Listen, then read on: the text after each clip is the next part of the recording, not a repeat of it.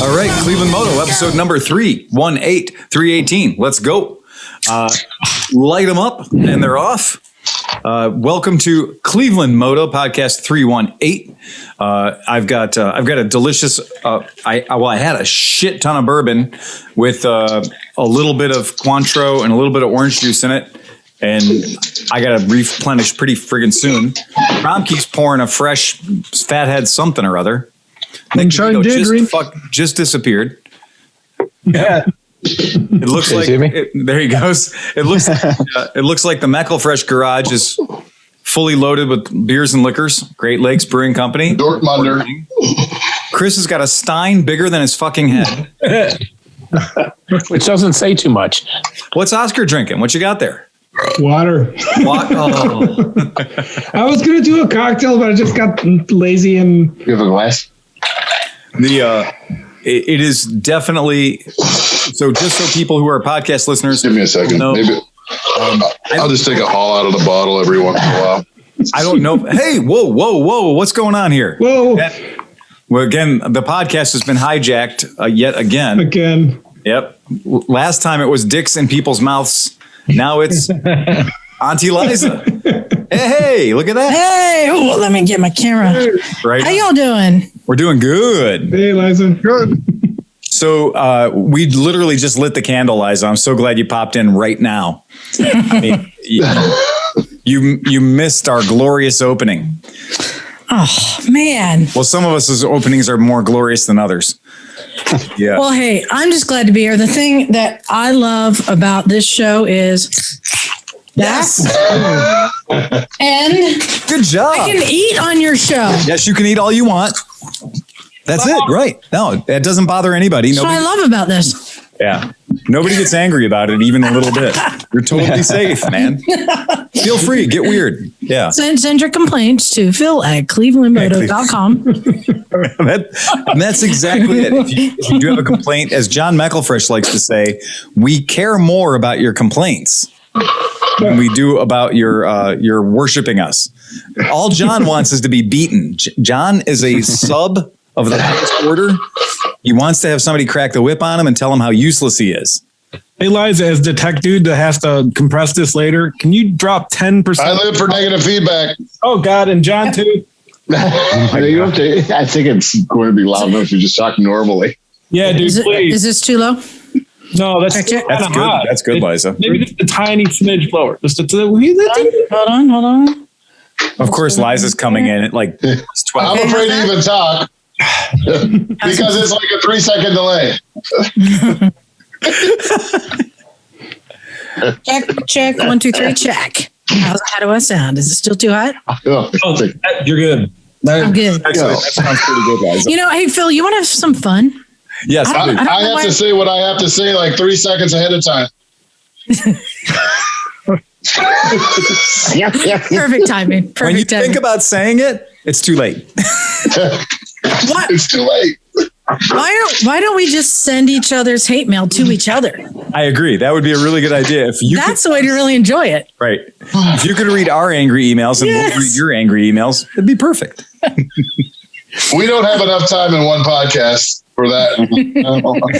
So just to bring everybody up to speed here for episode 318. So with us, we of course to my computer's right and your computer's audio left is going to be Liza Miller from Motorcycles and Misfits. Yay. Hey there. That's right. John, point to them all. That's right. And then so Steve, say hi. And hi. There you go. Oh, which Steve? We'll take what we get. We're not picky. I usually just call Steve Sleepy. Yeah. Right. So Sleepy's just Sleepy. It avoids all the confusion. Dan, say hi. All right. And Nick. Hello. There you go. Nick with a festival of CT90s behind him. And then Chris is up there with his anus. I mean, Janus. Hi, guys. And then, of course, our token Mexican Oscar. That's it. So, I mean, this is podcast 318. Liza, we wanted to have you on for a couple of reasons. One, these guys all built motorcycles last week. I know. That was so exciting. Out of the crate. That was cool. So overall, like, who thought that was going to be easier than it was? Says all these guys who took an hour to build a 20-minute bike. I was hurting for 3 days, like nonstop, like back pains, like muscles that I haven't used in decades. I like how everybody was sweating like pigs. Like everybody's shirt was soaked. Like it wasn't a casual like, hey, let's hang out and build bikes. It was 50 degrees too hot in there. It was 64 degrees. Well, like I said, it was 50 degrees over the temperature I'm normally living at. Okay, so the cleanup crew would like to report that there were at least one broken bottle. There were 3 identified spills of some mystery liquid. And it's on camera, so I can't deny it. There were shot glasses everywhere, and we have been finding nuts and bolts and screws for 4 days. Did you find the mystery knot from Sleepy that he claims they didn't came with? Because that's bullshit if you find it. No, his timer's still running. Yeah, that one. 30th place. I'm telling you, when I pulled the number plate, it was wrapped in bubble. Here, wait, hold on. Here we go. Oh, I don't care. I'm just telling. Heavily for that nut, and I had to go find it. And for the record, the winner is never allowed to bitch. I'm not bitching. I'm saying. I'm just saying. I would still rather ride Nick's bike. I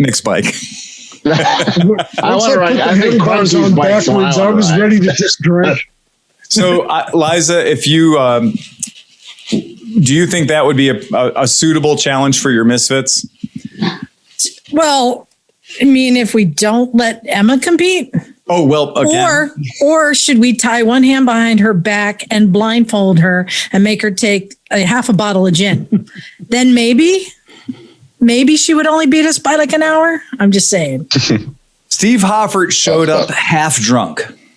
Yeah. He was 3/4 drunk. Yeah. And then finished up the other quarter in the first 15 minutes. I've never seen anybody drink like their life depended on it. In a competition. We got the text at 2:30, like, hey, we pre-gaming? No. We kept getting locations on the text feed that were just like, I'm at this bar pre-gaming, and I'm at that bar pre-gaming, and I'm at this bar pre-gaming. And then he showed up with a $100 bottle of tequila and proceeded to try to make that shit go away. I did make it go away. Yeah, there's still a little bit left, isn't there? There's a spit left in it. Yeah. Well, those are my favorite shows, the ones that Steve doesn't remember. Yes. Totally off the fucking rails. So one of the things that I wanted to talk about, and this is kind of a big deal, is you'll notice my background. I spoke with the folks at AMA Vintage Motorcycle at AMA today. And so according to the folks at AMA, they're not guaranteeing that it's going to be on, but it's not off unless the governor says it's off. Now, this is an important thing because the governor went on the TV and the governor said, if we can get down to 50 cases per 100,000 and carry that for 2 weeks, he's going to open the whole state up again. And there won't be any restrictions on anything. It'll be like Texas or Mississippi, right? Like Texas. Madness, insanity, chaos, up to you. But in any case, right now, the vibe that I got in speaking to the folks at the AMA was that, like, look, we're going to move forward like this is all going to happen. So you will notice that if you look at the AMA's schedule, they do have the vintage motorcycle racing scheduled for July 23rd, 4th, and 5th. It's on. Okay. Now, there has not been a definitive statement about the swap meet yet, because that's a slippery slope if the governor is still saying that due to numbers, we're not, doing that. But I do feel like this is one of those things that it's like, do you proceed as though it's going to happen and then be shocked if it doesn't? Because right now in the city of Cleveland, where we have the highest concentration of cases, we are at about 250 cases per 100,000. Okay. Now, as an average in the state of Ohio, I don't have that number at my fingertips right now, but getting down to that 50 cases per 100,000, I'm very much concerned. I'm very curious, and that's why I wanted to get Liza on here too, because Liza has firsthand experience with AMA Vintage Days. So she's been there. She knows how it works. Look, we all know, everybody that's in this room right now, we've all done it. And could you do it? Could you survive the weekend, do you think, and do it safely? And that's a challenge. That's the really big question I had to ask is let's put on our reality pants, not a fantasy world where we're going to say we're going to go to rock concerts and movies and TV, and whatever. Mid-Ohio, a very specific set of circumstances. Certain things I think will have to be different. Some things will be the same. So we'll start with Liza because she's our guest. Liza, what do you think about that? How would you feel? So I know that last year I really wanted to go, but then I thought to myself, I don't want to go to an event with other people who are willing to go to an event right now. Yeah. And it's kind of the same thing. And you can look at the other events that have been going on, like Sturgis or Daytona Bike Week. And it seems to me the concerts and the bars and the inside stuff is what's sketchy. I think the only time at AMA Vintage Days that been in close proximity to someone is either when you're drunk tackling them or the wall of death. You know what I mean? It's like you're outside everywhere except for like they moved the seminars to the tents, but they can take the sides off. And they can, everything else was open and intense. And of all the events, it seems like the most capable of being safe. We don't get on buses, we get on our bikes to transport. If you can't socially distance in 1,300 square acres, you're a fucking idiot. You've got all the room in the world. I think it's going to matter a little bit about the level of vaccine too. Like how many people are they estimating that 50% of Ohio has been vaccinated by then? And like at that point, you're really cutting the risk down quite a bit too. If you're smart and 50% of the people are vaccinated, that's a much better odds than like trying to go last year or something, Once John McElfresh is vaccinated, you guys are in big fucking trouble. And you have to think about too, the risks we've taken at past events. Yeah. The mutual pickle jar, Yep. right? The mud pits and the porta potty that's overflowing. If we should use this mic from those. Well, and Naked Jim. So like Naked Jim is another thing that like if Naked Jim is unleashed at Mid-Ohio, Yeah. COVID contagious, then half of Mid-Ohio has the disease, but I do feel, I know that I'm going to be super aggressive about it. Dr. Waters has already had her shot and is standing by for her second shot. I'm going to be getting my shot as soon as humanly fucking possible. And I know that everybody in this podcast is in the same boat, just in the interest of let's play games again, I think to sum it up, because I've been somewhat, I'm not going to say preachy, but I don't think that there should have been certain events happening last year, but they had them anyway. And I think that, people got sick because of it. So I'm one who's like super, careful, don't want to put anyone at risk. But to me, this is an event that you can have best of both worlds. You can have an event, have fun, and I think also make it safe easily. Yeah, I do too. And I think that there's the only thing that was coming to my mind. Do you remember when we were doing the seminars up in the tower? Yeah. So when we were doing the seminars up in the tower, that would have been sketchy. That we were right on top of each other. It was tight, and we were all in there to worship the air conditioning kind of thing. And that was really close quarters. And that if there was one person sick in there, everybody could have gotten it. But I do think that the seminar tent, the way that they had it set up last year or previous years, the seminar tent, you're right. Just open the sides up. Let her go, man. I mean, and just, you got to make some changes. Like, hey, Chris Smith, sorry, no makeout session this time. Sorry. Well, what am I going to do? Thank you for remembering, though. What an impression I've made. Cameron has never come back. I broke him. Liza broke Cameron. Well, the other thing to think about I'd like to hear a lot more about that. we all do. But it's going to be a lot of drinking and a lot of alcohol.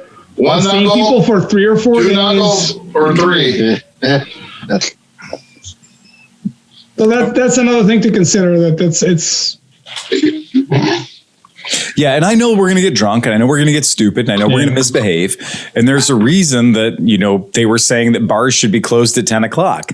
I'm not. Drunk idiots get close to each other.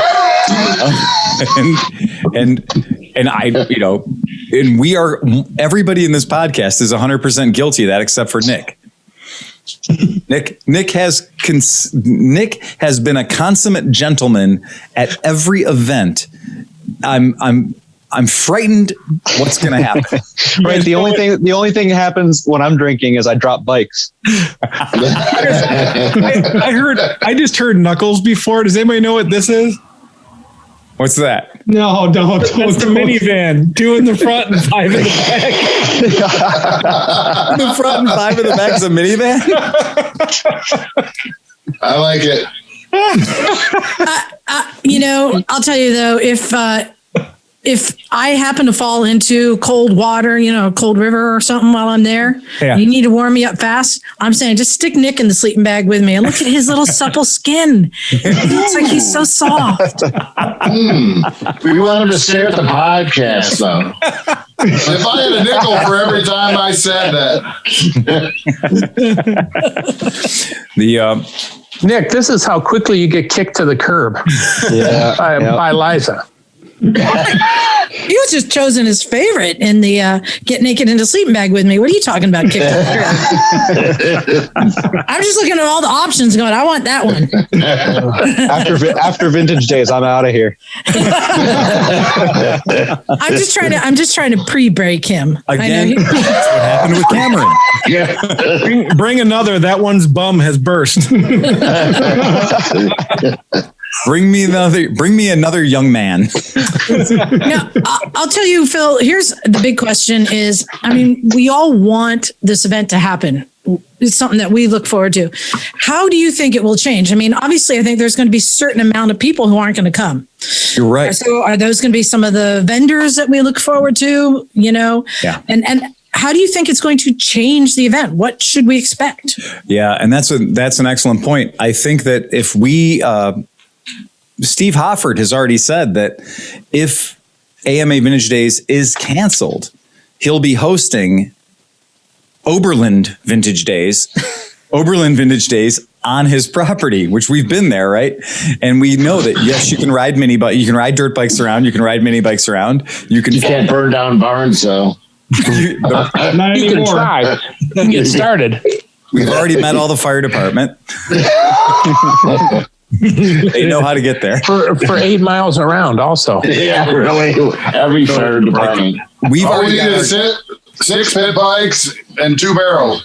Right, exactly. All you need. That's right. We have got our contingency plan. So, Clevelandmoto has a contingency plan in case AMA Vintage Days doesn't go, if it fails to launch. I thought we were Liza, you're invited. Yeah, but Thank you. I thought we were doing Friday night vintage days every week. Not the worst idea. Right. Although we might have to do that on Saturday because I do have to work on Saturday. Okay, that's fine. So we may have to do Saturday night vintage nights. Yes. Right. Because now that we have a posse we have an entire grip of pit bikes. Right. So we ride vintage bikes to Oberlin, then pit bike race. Yeah, and then hopefully go home, maybe. Yeah, and maybe go home. So that whole thing makes it more interesting, I think, as a whole. But yeah, I do agree. I think that the whole concept of AMA Vintage Days, everything that we do there, yes, vendors. Yeah, you're right. There are some vendors that won't be there. There are some vendors that are fucking out of business. They're gone, right? Hate to say it. It's true. And there are people that may not want to show up if it's going to be less than 100%. The weird thing about Vintage Days, though, is when Vintage Days is at 100%, it's at 180% of the rest of the world. So you could turn it down 80% and it would still be 100%. Yeah. So it's always been kind of a choose your own adventure for me. It's, if the right 400 people are there, I don't need the extra 40,000 to make it special.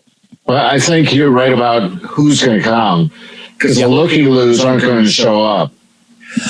That's true. Yeah, that's the hardcore people will show up. Right. I know that everybody that I know that does crazy vintage stuff, everybody has not just their shit from last year, but all the shit they've added to their pile. So these guys have to have AMA Vintage Days because the number of trailers is multiplying in their backyard. So, they had 1 year worth of AMA ready, standing by. And now they've got 2 years worth of AMA swap meet shit. And they got to do something. They got to, it's like that tick who just can't get any more blood in it. It's got to pop. And I know guys who do this for a living and they're like, man, I need to get to a swap meet and sell a bunch of stuff. So it's a big deal. I guarantee you would not see the Japanese trailer of bikes though next year. There's no way they'd come out. Do you think during this pandemic? I don't know. Yeah. This event is so big though. If there was 25% of the amount of people camping, would we really notice? No, we wouldn't. If there was 25% of the amount of people in the swap meet, would we really notice? I mean, and maybe I'd get to see everything for once. Right. Or do you think, what about this? Do you think, so when you're there for 4 or 5 days, right? You have probably, out of all the people that have been there all those years, I bet you there's only like 35% that are there the whole time. I bet you there's a revolving door of like 55% of people coming on one day, the next day, whatever. So I wonder if those people might not decide to go, but the hardcore people that love it, that are there for the week, go. And now we have only hardcore people that are awesome. They're in 25 to 30% capacity. It doesn't sound like a bad gig, Well, that was what I was thinking, is like only the most reasonable people won't come. Right. You'll be left with the hardcore. Yeah, it's true. And everybody will get their own sheriff's deputy. I mean, think about the whole point of it is two things. One, it's a weekend of racing. Yeah. So the racing's still going to be happening. If anything, we're going to see more racing. I agree. We usually have so many other things we're doing. And then it's a fundraiser for Vintage Days. Yep. So this is an opportunity for them to come up with more ways to get my money, which I'm more than happy to do if it's fun, All of my buddies who are racers, they're like, they knew that the racing schedule has gone on. So the racing schedule has continued. All of my friends who race, it's on, man. I mean, everywhere you race around here, whether it's, Pennsylvania, we call it Beaver Run, but Pittsburgh International Raceway, that's open. Mid-Ohio's open. Nelson's Ledges is open. These places, they're racing every weekend. It hasn't stopped one bit. What's stopped has been this, this invitation for there to be spectators, this, this idea. But I raced for years. I'm going to tell you, if we had 15 people in the stands, we were like, oh shit, there's 15 people in the stands. It's usually just us and our families, and that's it. That it's not like people are buying a ticket to go watch amateurs race. It doesn't happen. So yeah, it's a very interesting thing. Liza's right. There will be fucking racing happening. And for the first time ever, we might get to see some. Yeah. Also, I'll tell you what I want to see. I want to see all y'all in the little pit bike races. Yeah. The pit bike races last year were goddamn pro grade. I mean, the actual real pit bike races, that shit went from being a guy with a CT90 with a water bottle in the back.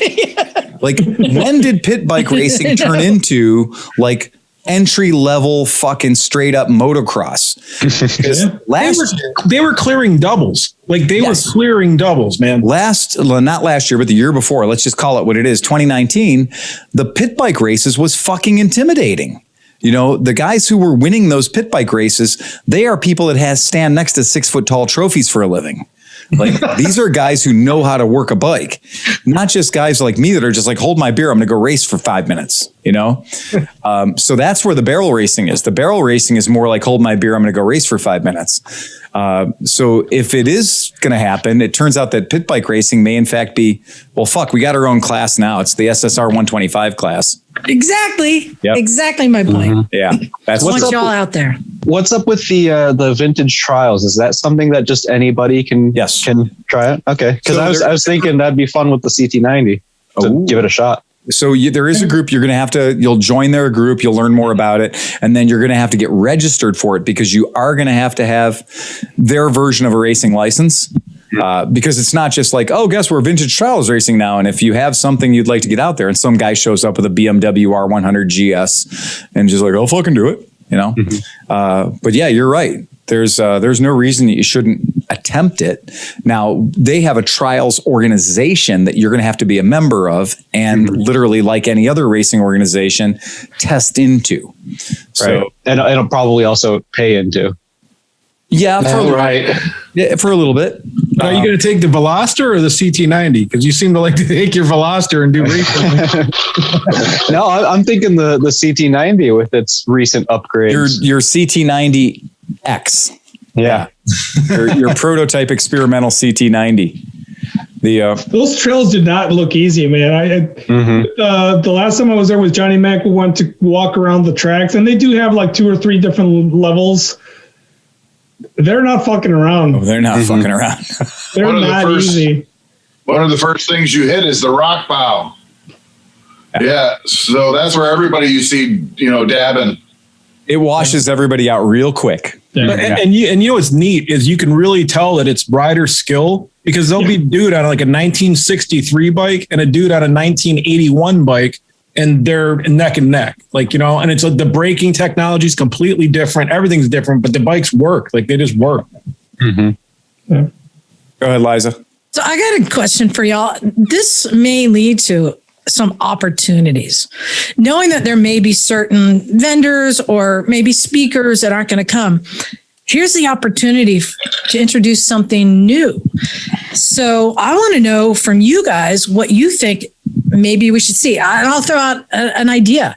Wouldn't it be cool if we had kind of like an Antiques Roadshow thing where you could wheel up your bike and somebody would appraise it for you? Yeah, that would be That's cool. a good idea, as opposed to the auction, which can be a bit hit or miss when they do the Mid-Ohio auction, the Vintage Days auction. It would be fun to do an appraisal tent or an appraisal thing for a couple of hours and then just bring it up and let 5 people that are legit good. Like we have Joe Veal in the Cleveland area. Joe Veal's an amazing asset when it comes to buying vintage motorcycles. And he buys and ships all over the world. If he comes up and tells you that your CB750 is worth $1,300, it's hard to argue with him. You know what? That'd be just funny, waiting on the outside, watching old white guys pushing their bikes out, being like, I know what it's worth. Yeah. I resemble that. I want there to be a cane. So when somebody comes up with a Puke 107, there's just a cane comes out. No, you don't. No, you Drags don't. him right off. Not rust, it's patina. I know what I have. I know what I The got. Gong Show. So what things do you think that maybe they should think about adding this year? I think that would be a really, really good idea, since there is a lot of, I think there's a lot of momentum right now with let's trying to get more and more people into it and trying to get younger people into it. It wouldn't be the worst idea for them to have, if not a booth, at least a permanent, or not permanent, a space for the young kids, for the high school students, for the middle school students, to have a space that's there. I know our friend Brian would probably be thrilled to run it for the Moto Go program, so that there could be young kids there that are just literally bring us your sick, your tired, your huddled masses of motorcycles. And yeah, we all know Saturday, a lot of shit gets left behind at Vintage Days. There, when I was in the RC world, the radio control world, there's this huge event called Joe Null. I have What the hell's going on there? Man, getting some ice.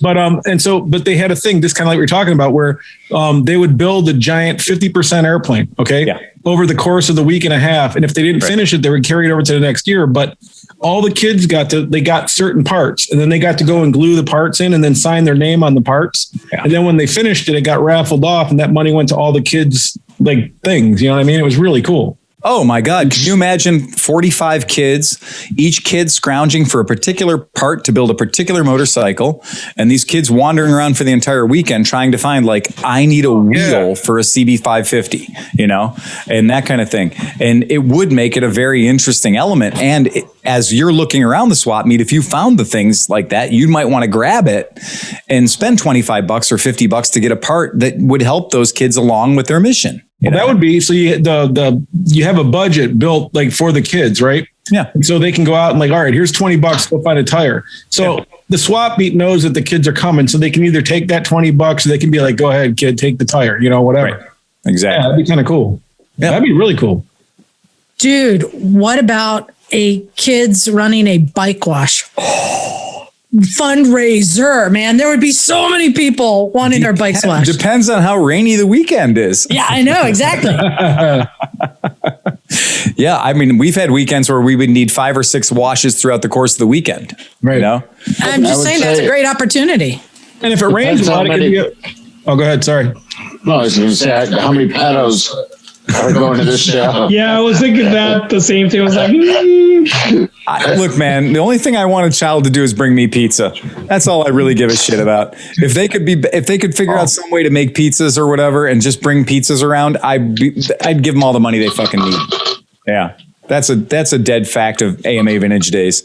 I've been thinking for years about like just bringing a shit ton of like snack food and stuff, and then bringing a cart behind my bike.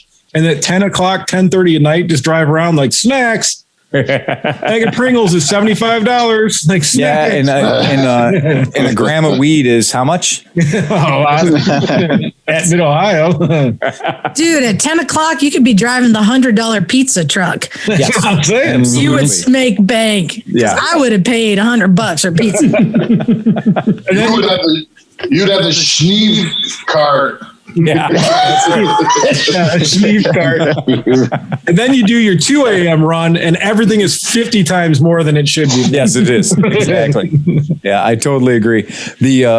So, I mean, as far as I'm concerned, like, this is a big thing for us to know. And honestly, I would never want to give anyone false hope. I would never want to say, oh, the AMA has said it's on like Donkey Kong. It's certified. It's verified. It's bona fide, and it's going to happen. No, that's not what this is. And honestly, I like it better this way. This is the Clevelandmoto way. The Clevelandmoto way is, if it happens, it happens. It's going to be fucking weird, right?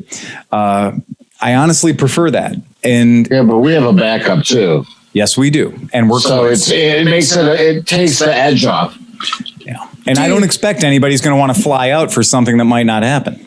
I had another idea. Yeah. Dude, we can make so much money. Yeah. Dude, if we were selling these there and had a section set up for Evel Knievel jumping. If we had I could bring cases of these out. Yes, if we had our own Evel Knievel stunt show. Not the ramp Evel Knievel stunt show. Exactly. Right, we could have a whole section. There you go. Thanks, Sleepy. Play that shit over and over again. Yeah. So, by the way, unopened box. Right. Exactly. Yeah. Yeah. I mean, we know that at our shop, if you want to get all of us to act like idiots, we bust out the Evel Knievel toy. You know, that's it. And or Liza's suit and the captain. Yes, exactly. Liza's already came pre-dressed. Oh yeah, you put that suit on anyone, and they will do stupider stuff. Well, Captain Andrew is, he's emotionally attached to AMA Vintage Days. His whole the Louisville, crew. These guys, it wants to happen, man. Like, there's so much inertia behind it that, we're starting to get to the point where it's like, well, if I get a Corona, I get a Corona, but at least I've had an AMA Vintage Days. So it's a very tough thing at this moment to think about how people are going to react. All I can say is, until somebody says I can't, at this point, I'm thinking I'm gonna. you know? My wife and mother-in-law got their shot. So at least I won't kill them. By the way, that Evil Knievel suit, I believe, is the thing that broke Cameron. Because I remember, hey, Cameron, put on this suit. I don't want to. Hey, Cameron, put on this suit. I don't want to. Cut to Cameron's in the suit being dragged on a milk crate around the campground. You guys remember Cameron's disposition changed dramatically the second he put that suit on. So like literally the second that shit was on his body, he became like, yeah, let's go fucking do that. Like he went from being like, ignore me, I'm not here. He literally was like, I'm not here. Don't look at me. I'm here to enjoy things and play my ukulele and have a good time and harmonica, whatever. Like he became, when that suit got on him, it was Liza just peer pressuring the shit out of him. And then all of a sudden he was like, game on. Yeah, I'm going to ride this fucking thing as long as I can. And then we didn't see him again. So we didn't see. And then We haven't seen him for years. I know, that's exactly, Chris, you're not shitting. Chris is not kidding. We have not seen him for years. No, he came one time. Yeah. So I think you're right. He did. He showed up for one podcast after Liza broke him. Because I remember Nick brought food. Well, I want to know just for each of you, because I mean, not everyone has spoken yet.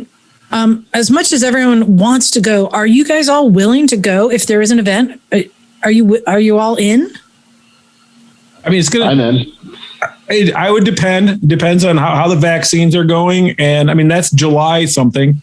So it depends how the cases are, how the things are going. I might go, but I'm willing to justify anything to go to AMA Vintage Days, but even that, requires some consideration. So, it's definitely something that I'd have to, I guess, see where we're at as a state. Yeah, a little bit closer to the event. I know a lot of people less hardy than me that didn't die. So I'm willing to risk it. Now, from my end, I'd probably... You're going? I would go, but I got my first vaccine today, so it's a little easier decision for me. Nice. Right. Good job. No, in my case, I probably don't. I think it's going too slow, and I really wouldn't risk it. I mean, at least I have the experience that I had the time that I went, so at least I have that going for me. It's not like the scenario that we had for the Element that we went on that one occasion and all of a sudden just not there anymore, at least for 2 years in a row.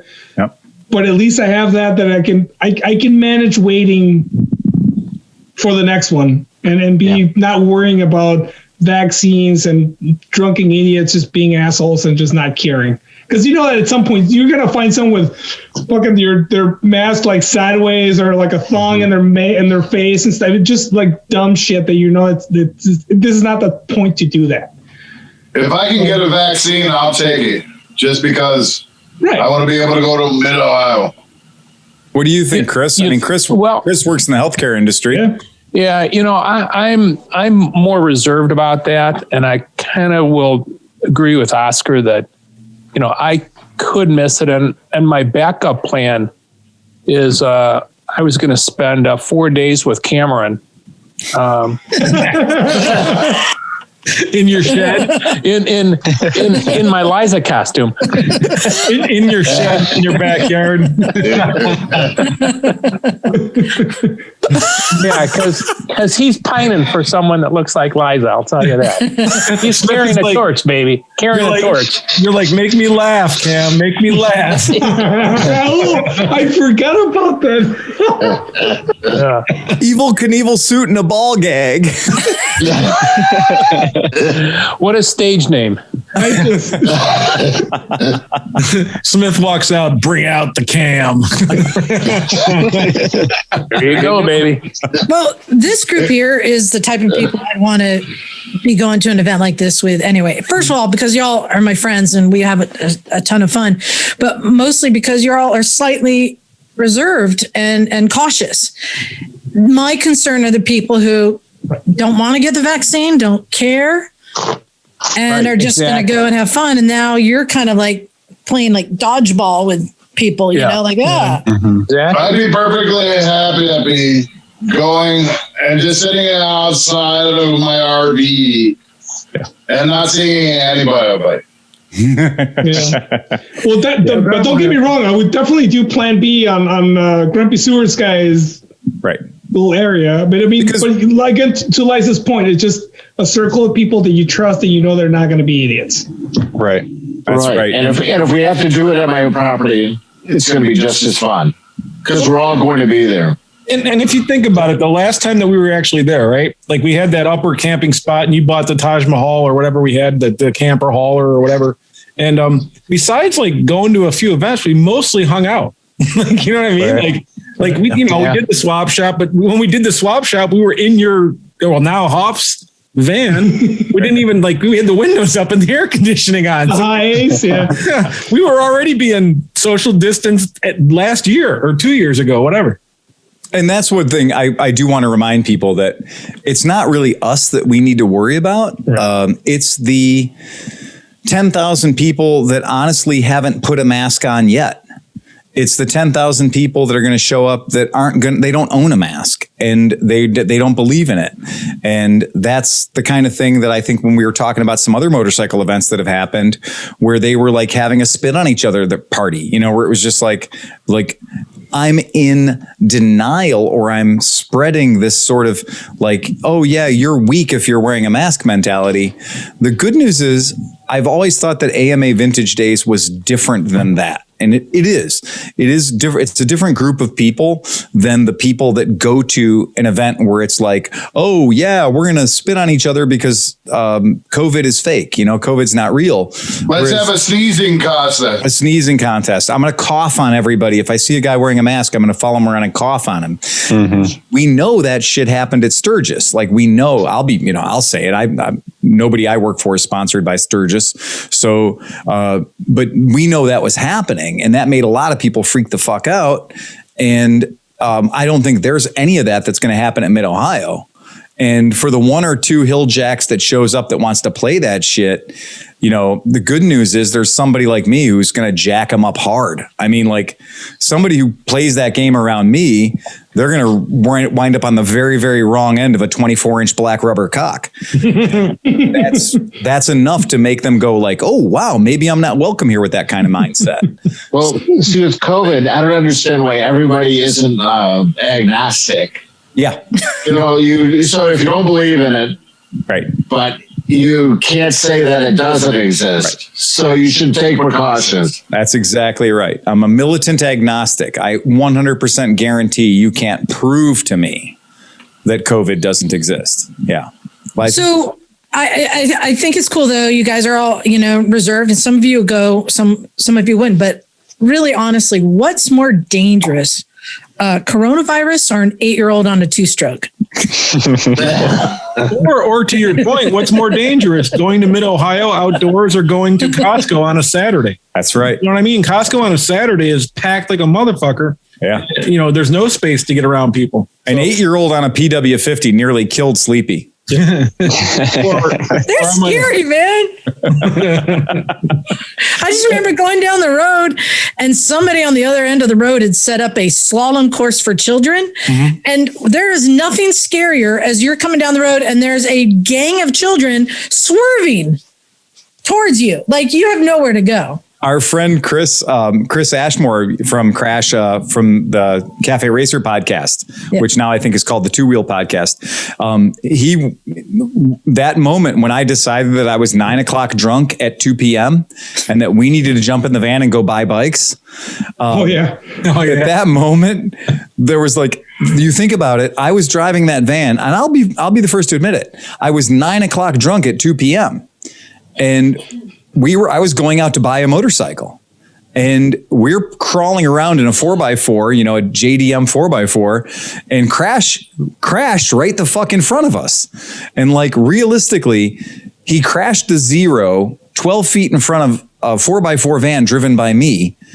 And then 5 seconds later, we bought a $3,000 motorcycle or something, from the most interesting man I'd ever met in my life. Was that the Honda Dream? The Honda Dream. Yeah, the Red Dream. Yep. And that was like, we did it in front of spectators. Like we had a whole audience to watch this shit happen on Saturday at 2 p.m. That to me, like that's the essence of Mid-Ohio.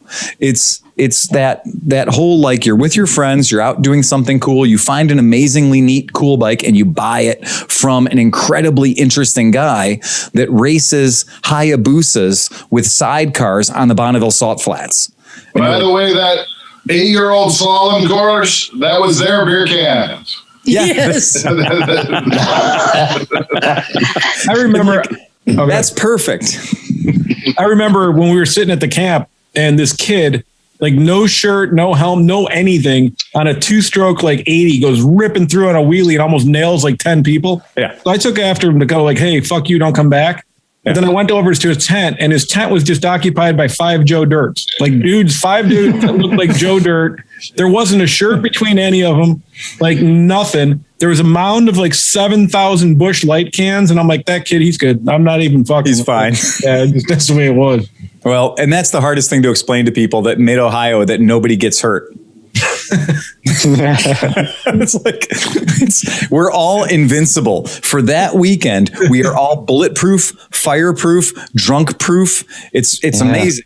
Come to think of it, that's kind of weird. Yeah. Yes, well, I think there's a lot of people that are like, put duct tape on it and shut up, dude. We can't get the show shut down. That's right. I think the people at the first aid station would disagree. If I'm not bleeding, it didn't happen. Yeah. The one thing also to remember though is that I thought it's pretty selfish for a lot of people to go to some of these other events, except that AMA Vintage Days is different. Yeah, a lot of us are going there for fun, and I'm somebody who doesn't drink, so I'm not there drinking. I'm meeting people. It's the people that I love, and the bikes and the racing, and the fact that they gave me this little award. Look at your but this is the fundraiser for the AMA, and we have to remember, as motorcyclists, the AMA represents us. That's right, and it's in our best interest to help fund them. Yep. So it's actually a good cause, and for me, I'm willing to go there. Even though there are risks, and to navigate my way through it, because it's important. Right. Also, I think it's important to be a part of the restructure, because things aren't going to be the same as they used to be for a long, long time. They're not going to be the same. How do we make it different and better? And you have to fly on a plane. Yeah, the biggest risk for me is to get there. You're right. That is absolutely it. That's what scared me more in the past, like in the idea of the past 3 months, is I've kind of woken up to the idea of maybe having to go to travel to do a thing. The part that still terrifies me the most is getting into the tin can. Getting into the flying tin can is very frightening to me. And at least Liza could make it on a good bike finally. Yeah. Wait, what is that in reference to? After your KTM. Oh, KTM. My KTM? My KTM was awesome. And it still is. It's in my garage. It's in the garage. But I think that like that idea of it is like, if you're willing to brave the airplane, you can handle the AMA Vintage Days part, and I really agree with that. I do. And I do believe in that as a human being, as an individual, I can look out for myself and I can give myself the modicum of protection if shit doesn't get worse. If it gets worse, all bets are off. If it gets better, then I'm there, Well, what if it just stays like it is right now with things going up and down and up and down? And Chris, Dude, Chris, I'm glad you said it, because that's the part that's not being addressed enough, is if it stays exactly like it is right now. And whether it's false bravado or what, but the fact that we did the Build a Bike challenge at the shop, the fact that we did that clearly sends a message, because we haven't had a podcast in our shop since this whole thing started. And unless it was outside with the burn barrel. But the Build a Bike challenge was in the shop, and we had rules, and we had had areas where you were allowed to take your mask off, and then areas you weren't. And the fact that we did that, honestly, you're right. We're not at the most dangerous point it's ever been, but we're damn sure not out of the woods. Yeah. And we did it. And, did we get away with it? Well, call me in 2 weeks and I'll let you know. Yeah. And we were awfully damn compliant with masking and stuff like that. There wasn't a lot of bullshitting around. So no, but more importantly too, and I give credit to Phil's wife, Merritt, like as the night progressed and as some of us might have gotten a few penalties more than other people, some of our decisions got lax. Merritt wasn't having it. Like I remember I was going to step out and she was like, mask, dude. And I'm like, oh, sorry. And it wasn't that I wasn't trying to comply. I was just kind of getting buzzed at that point. Right. So, but that was really good to have, like, you have all of us idiots doing our thing, but then you had people that were actually in charge. Well, you know what? The trick is putting the right people in charge. If you put me in charge, fuck it. We won't be wearing pants, but the Merritt being in charge. So, what was funny is I went up and I made a cocktail and gave a cocktail to Renee to try out. I made her a Mai Tai and she was like, oh my God, that was weird. She hadn't drank anything. And I gave her the Mai Tai and she was like, I forgot about COVID. You handed me a drink and I drank it. I said, well, you were the only person that drank out of it. It was made for you. She goes, yeah, but I had forgotten about COVID. Yeah. And later on, and I will say in my life, Merritt and Renee, who are the two most important women to me, they're very aware of COVID. Like they keep me in check all the time. And it's because Merritt is Merritt works with children and Merritt's a school principal. So she has to be on top of that because it's the health of all the people in her building. And Renee stays on top of it because Renee has some health issues that could really fuck her up if she gets COVID. So, she's very good at reminding us. And when she left that night, she goes, oh, the only reason I left, she goes, I was really tired, but I was really impressed. You guys were doing such a good job with the masks. And I was like, yeah, until you left. And then when you left, shit just went sideways. We were outside. We were all outside. It got ugly. Here, try this drink. Here, try it. This is really good. Hey. Have a couple more ribs.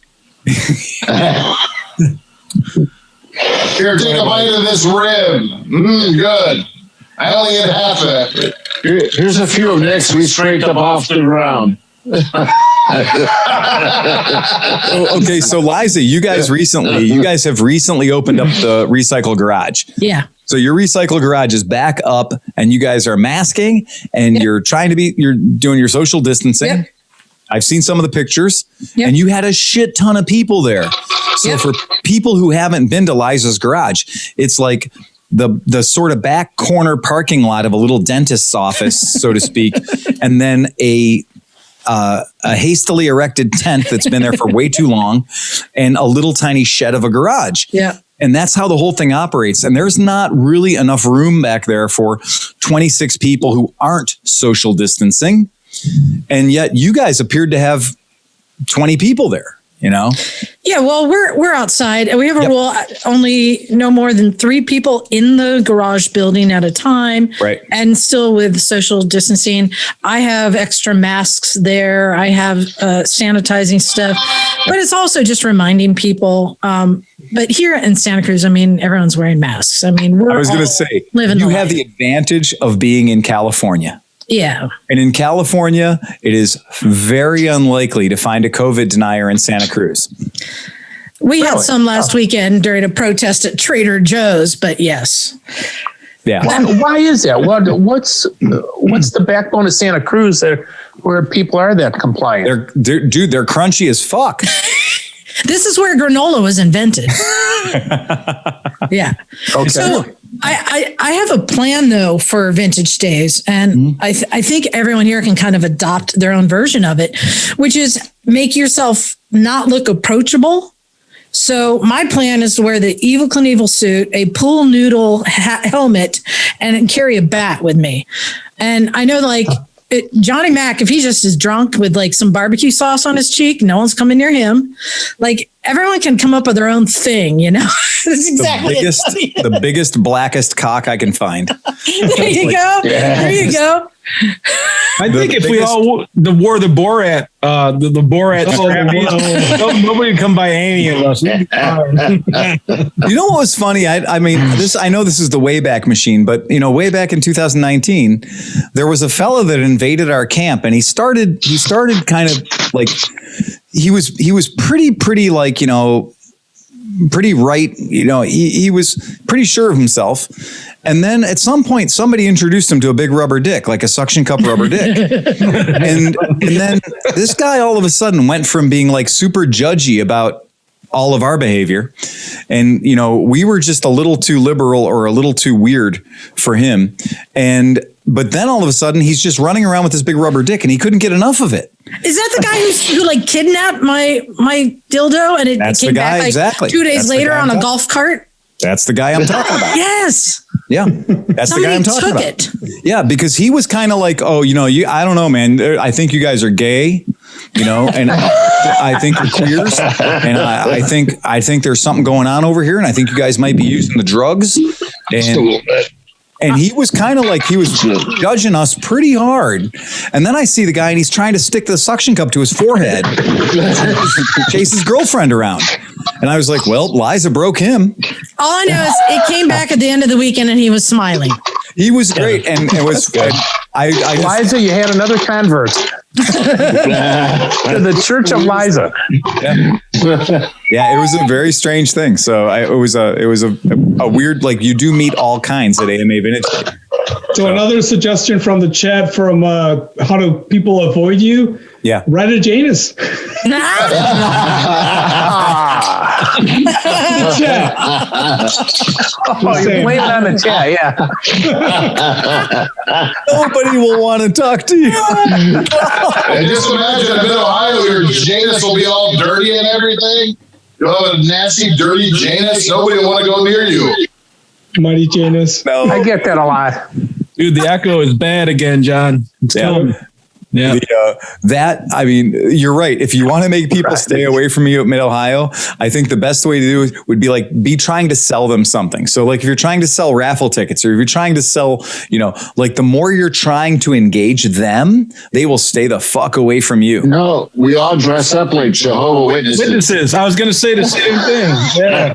No, even better. Pull up on a Harley wearing chaps and a do-rag. No one will talk to you. I agree. I totally agree. Like those are the guys. There are always one or two of those guys that show up at Vintage Days. They'll show up. They won't hang out for the whole weekend, but they'll be there for like a couple hours and walk around.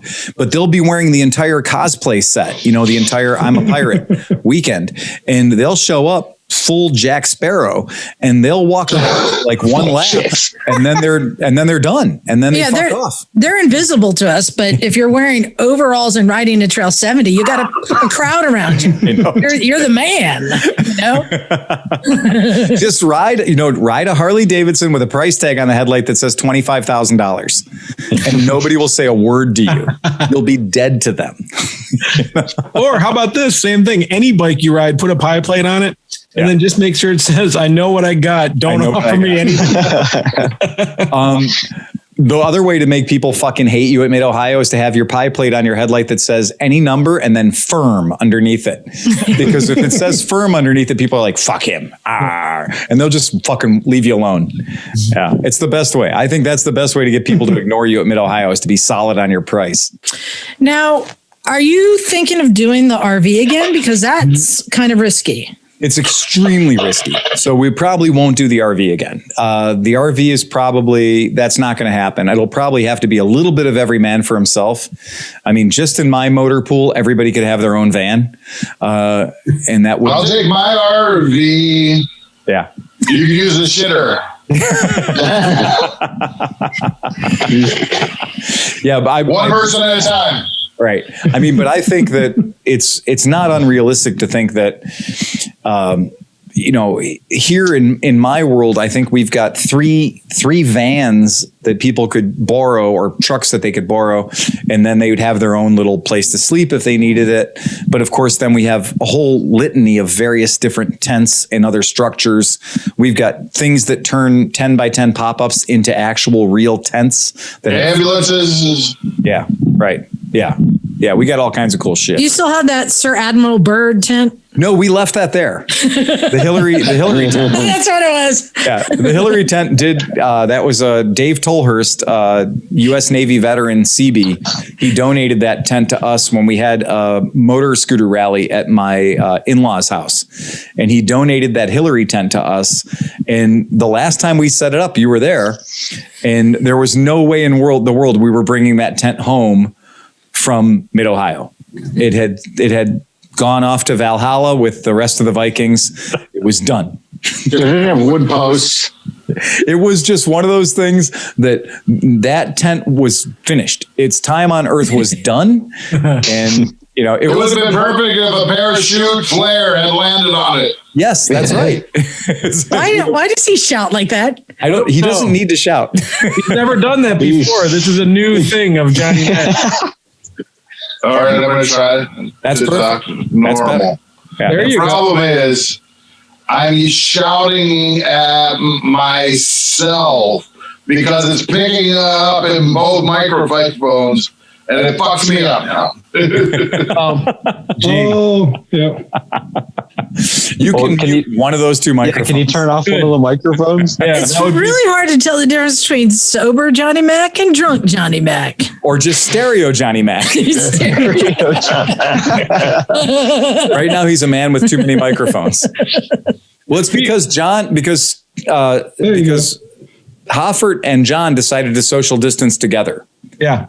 Well, they work and shit together, so I mean that's fine. Yeah, they're right. Wait a minute. Oh, they are together. I'm like, they both got a. Wait, do the arm trick. Do the arm trick. Oh, I get it. They're both sitting in front of the same Corvette. Well, we work together, so what's it matter? I mean, we're together 8 hours a day. This is true. So I'm fucked. at this point, Phil, I mean, what do you think the odds are? Do you think that there's going to be, if there's at least racing, right? Yeah. You think that it's worth let's put something together and do it? Look, if there's racing, I'm going to be there. And honestly, I will say this. I'm going to take the same setup to Mid-Ohio. I'm going to take the same exact setup to AMA Vintage Motorcycle Days, whether or not there's 600 people because just racing or 6,000 people because it's back to game on. I'm going to take the same shit. I'm not going to change my battle plan at all. My load is going to be the same. And I'm going to be, it'll be me, a van, a trailer, and a bunch of shit. And a hot, sweet load. A big, hot, sweet load.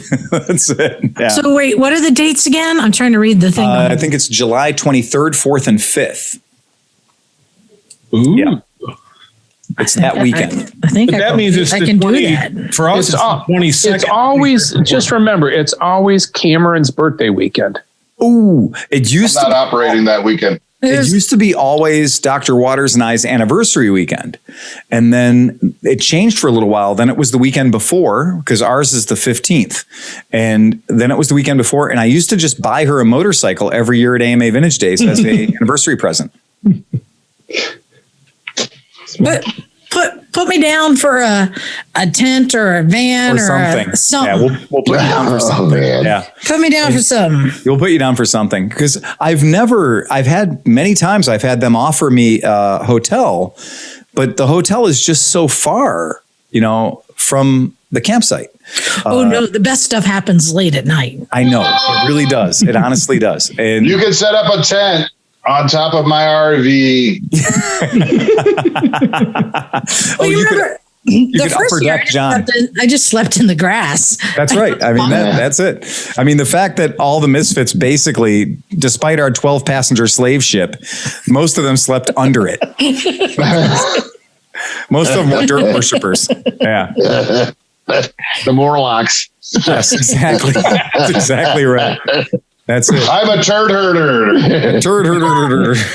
Well, I think, and I'm glad that you talked to Vintage Days, and maybe I'll reach out too. I think if you're up for it, that we should commit and offer our services in whatever way they need. Yeah. And possibly even maybe we can do something like bring some people in to be appraisers, and maybe we can actually do some stuff. when I spoke with them today, they said if they could get Liza to do 47 seminars, they'd be okay with that because they don't have anybody else scheduled. If they don't have anybody, we should take the gear and do the podcast live. I can put a double output to them, and they could stereo play the podcast to the group of people. Ooh. That's a terrible idea.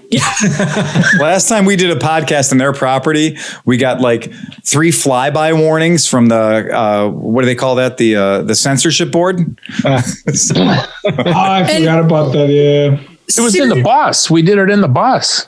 We did it in the bus. We did it in the tower. I mean, like, yeah. So, serious question. Yes.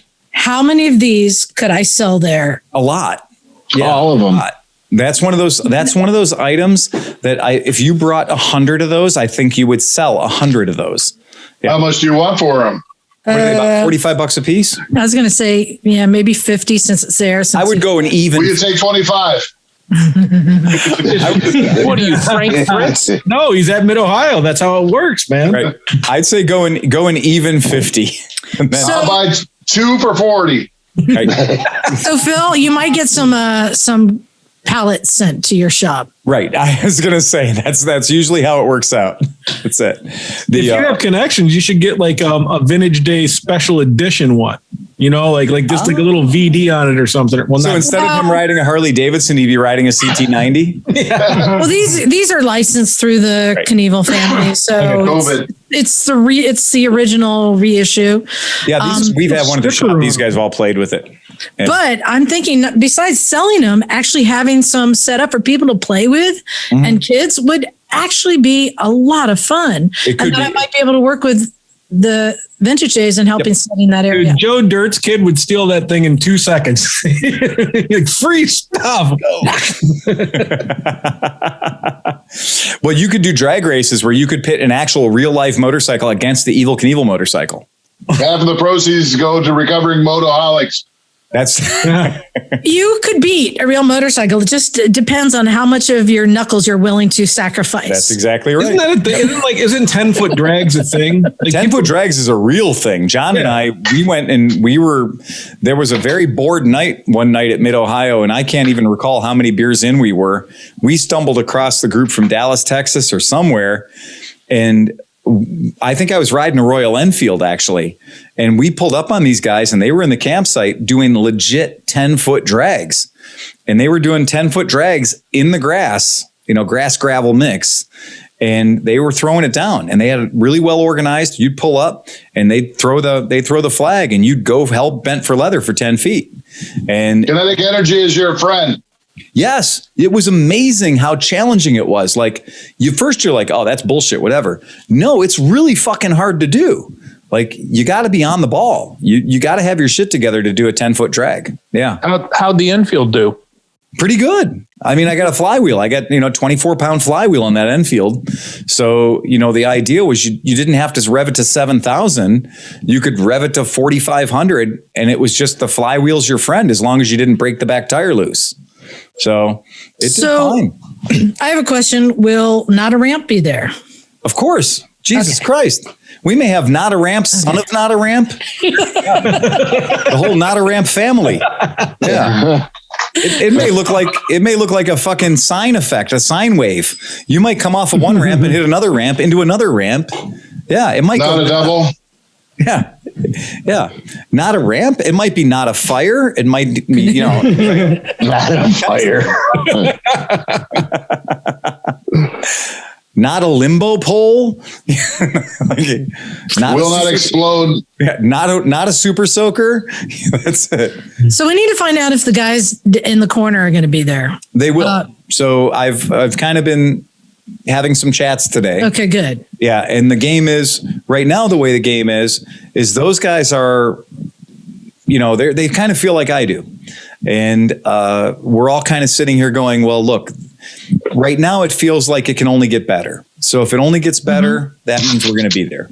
If it only gets worse, well, then we're going to have to change. I like the sound effect. Our attack.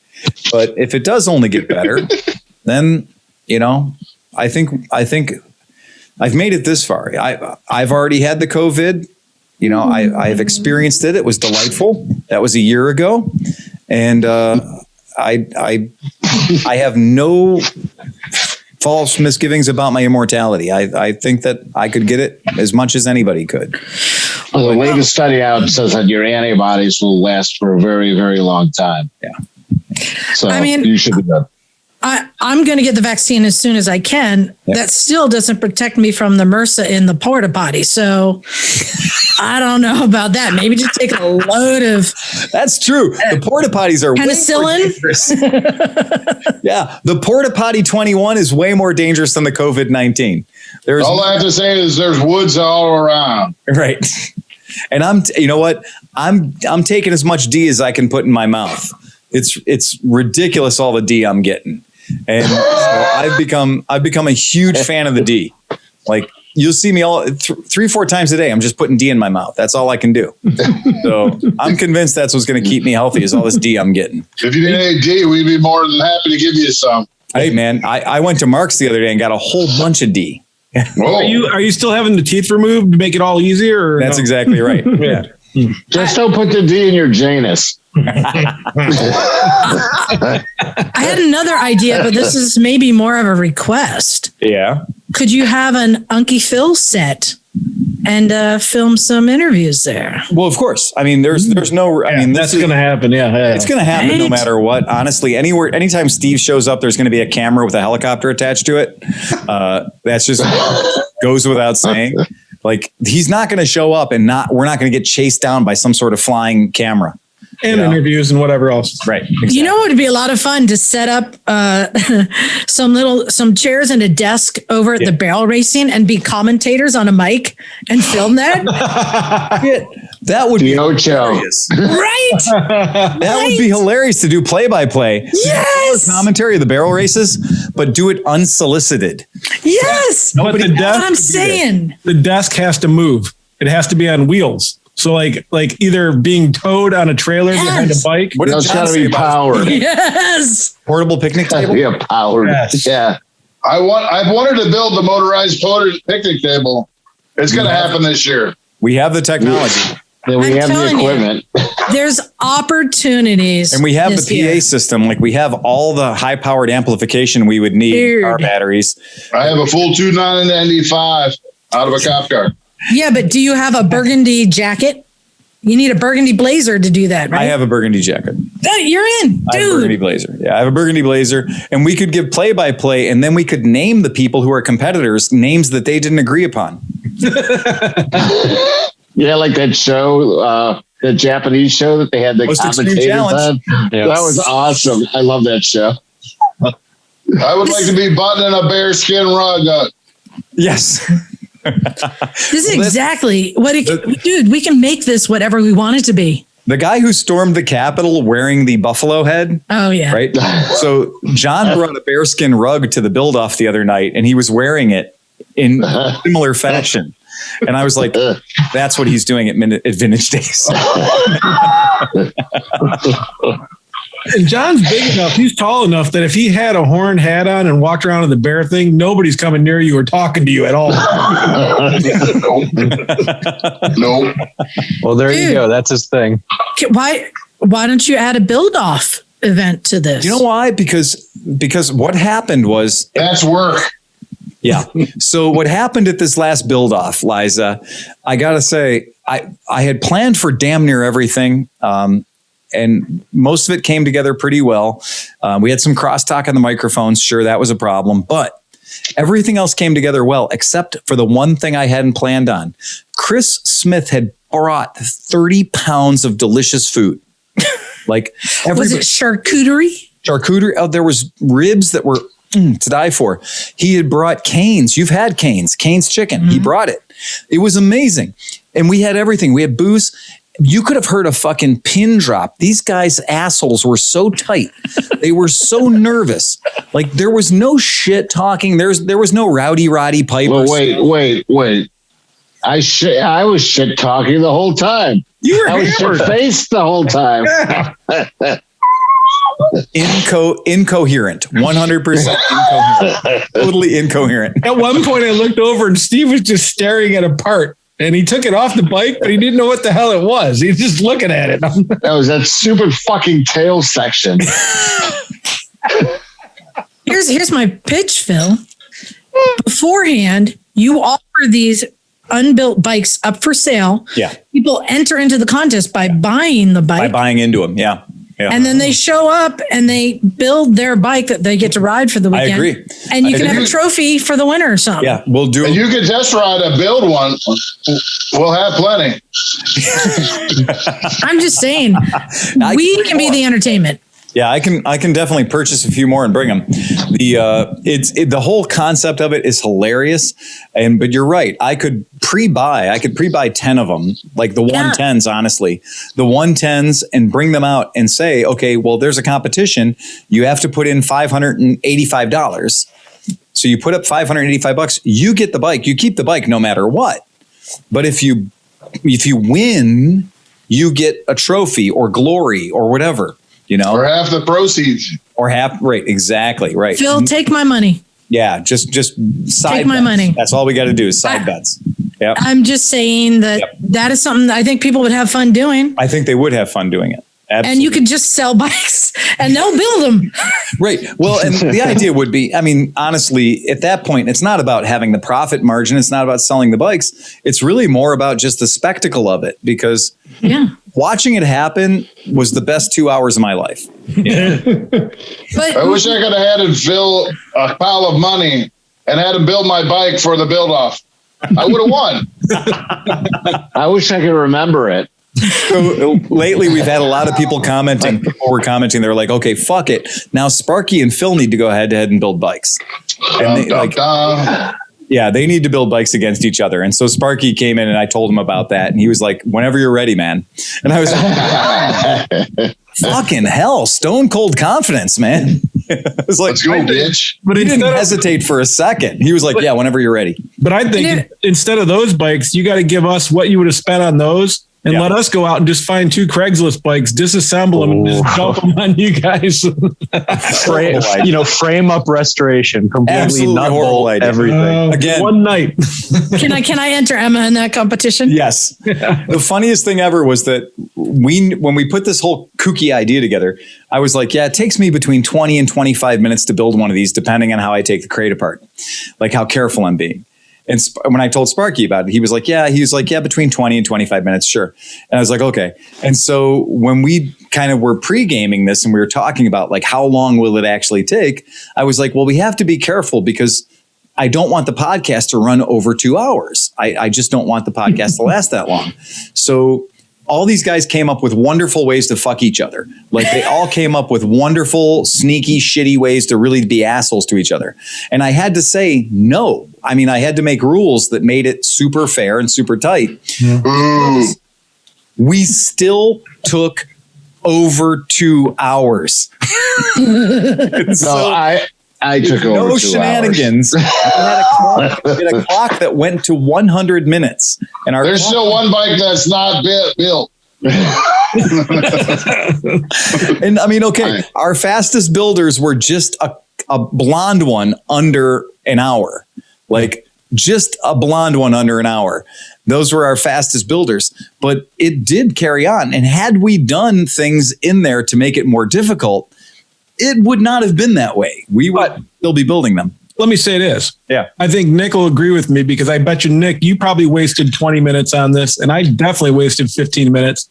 Right. You knew, because you guys have built them, that the one dude at the SSR factory that installs the caliper is 790 pounds and can bench past 6,000 pounds. Absolutely. So we're sitting here with these little fucking like 10-inch things trying to break loose this. I thought the thing was bent or broken. I was about to give up. And then I heard everybody else complaining. And I'm like, well, if everybody's complaining, then this is the way it is. Look, that son of a bitch sat there for 20 minutes with an impact, just going. Seriously, I broke a Craftsman socket on that nut. I broke my impactor on it. My pretty heavy Craftsman impactor. I was like, That's why the event was challenging, and that's why I didn't take it lightly at all. Because legit, if you take the skiing part out of the biathlon, I'm ready for the Olympics. But that bolt is built, right? I mean, that's what it comes with the kit. That's the way it is. We didn't change that. I can't believe that. I mean, like if you were just a dude at home with like 2 tools and a thing, you'd be like, it broke. I'm sending it back. Go ahead, Dan.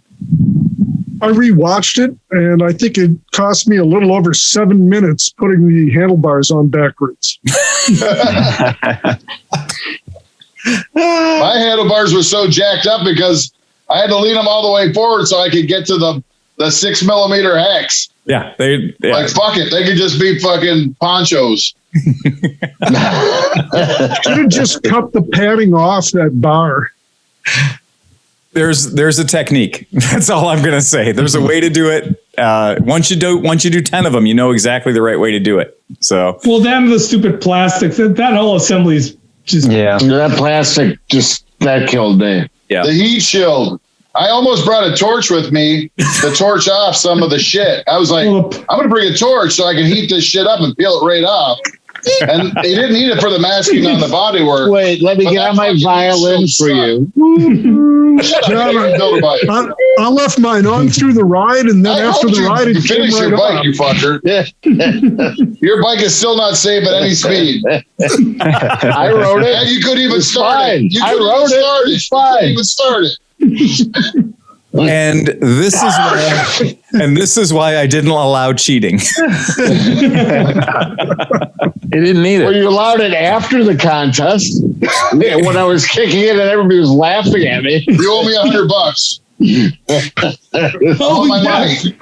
I forgot about that. I love all the people that said you should have let the thing run into the after hours, like into the post gaming, because the post gaming was just rotten. But honestly, the shit we were doing in the post gaming, I don't want that associated with me.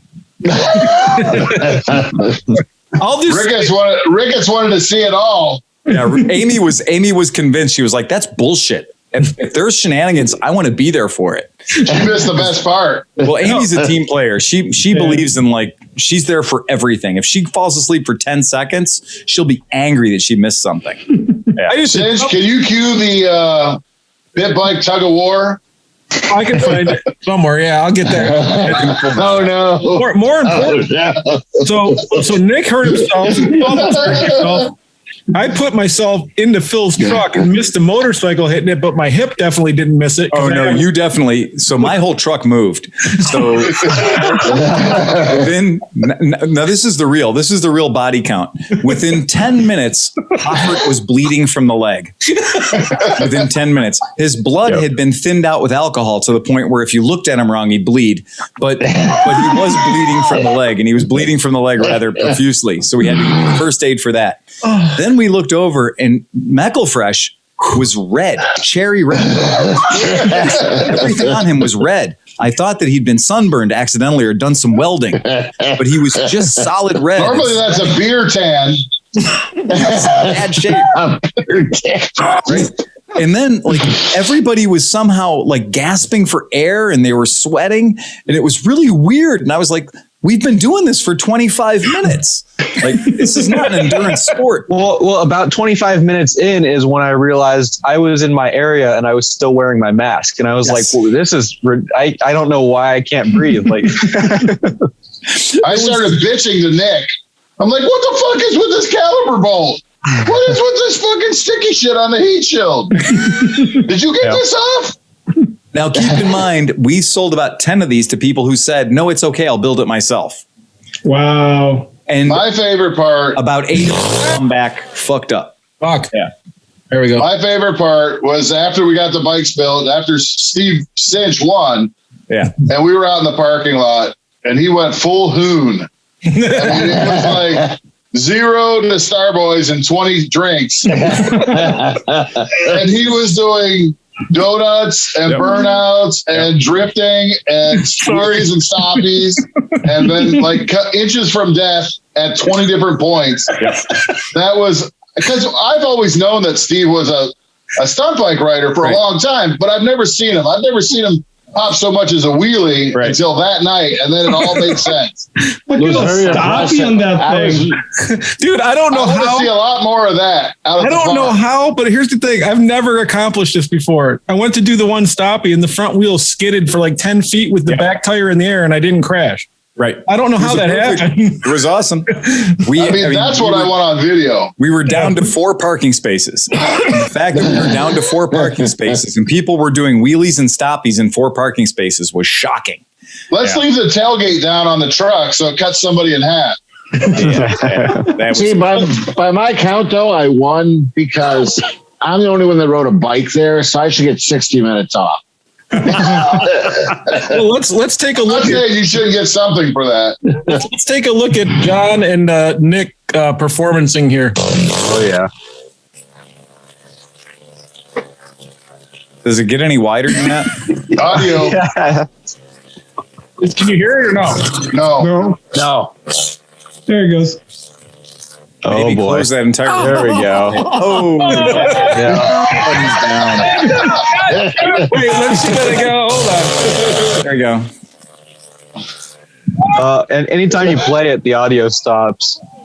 Oh yeah. I'm convinced Nick just had his front brake on the whole time. I got the wheels and my card saved. I'm just shocked that no cars were hurt. No do-over.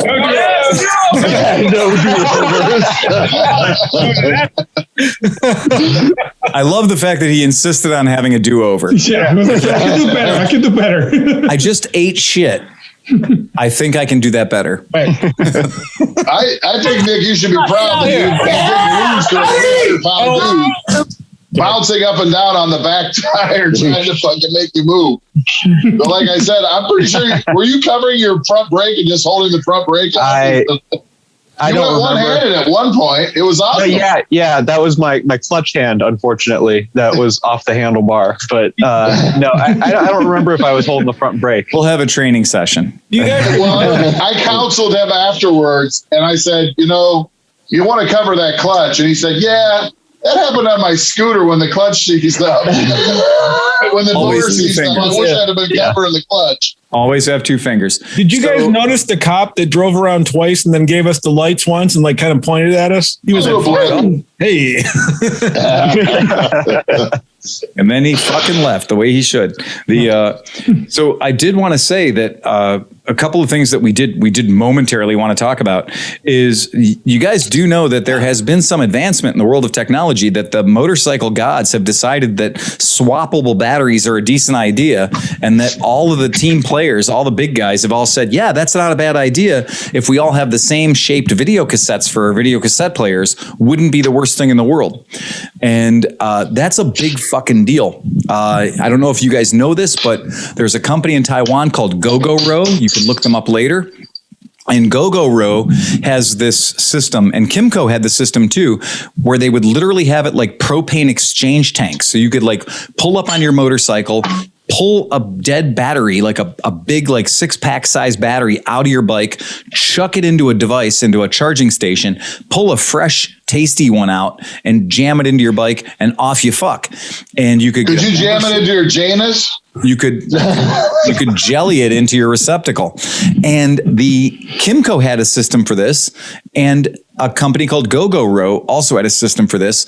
And in 2019, way back 2 years ago, Yamaha thought that was a good enough idea to build a bike around it.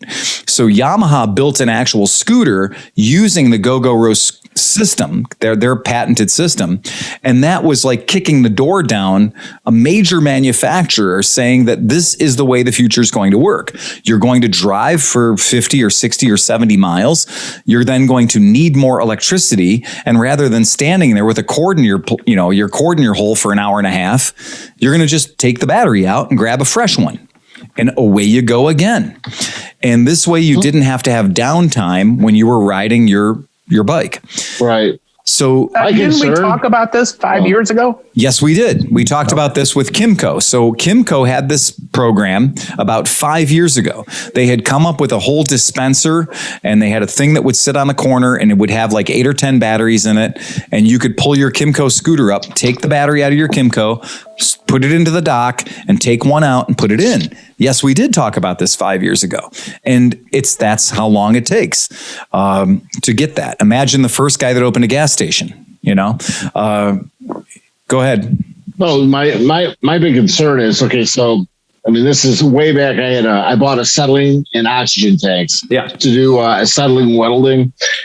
And I took my tank into the place to get my acetylene filled up. Right. And the guy's like, oh, we can't fill it right now, but you could just take an exchange tank. That's right.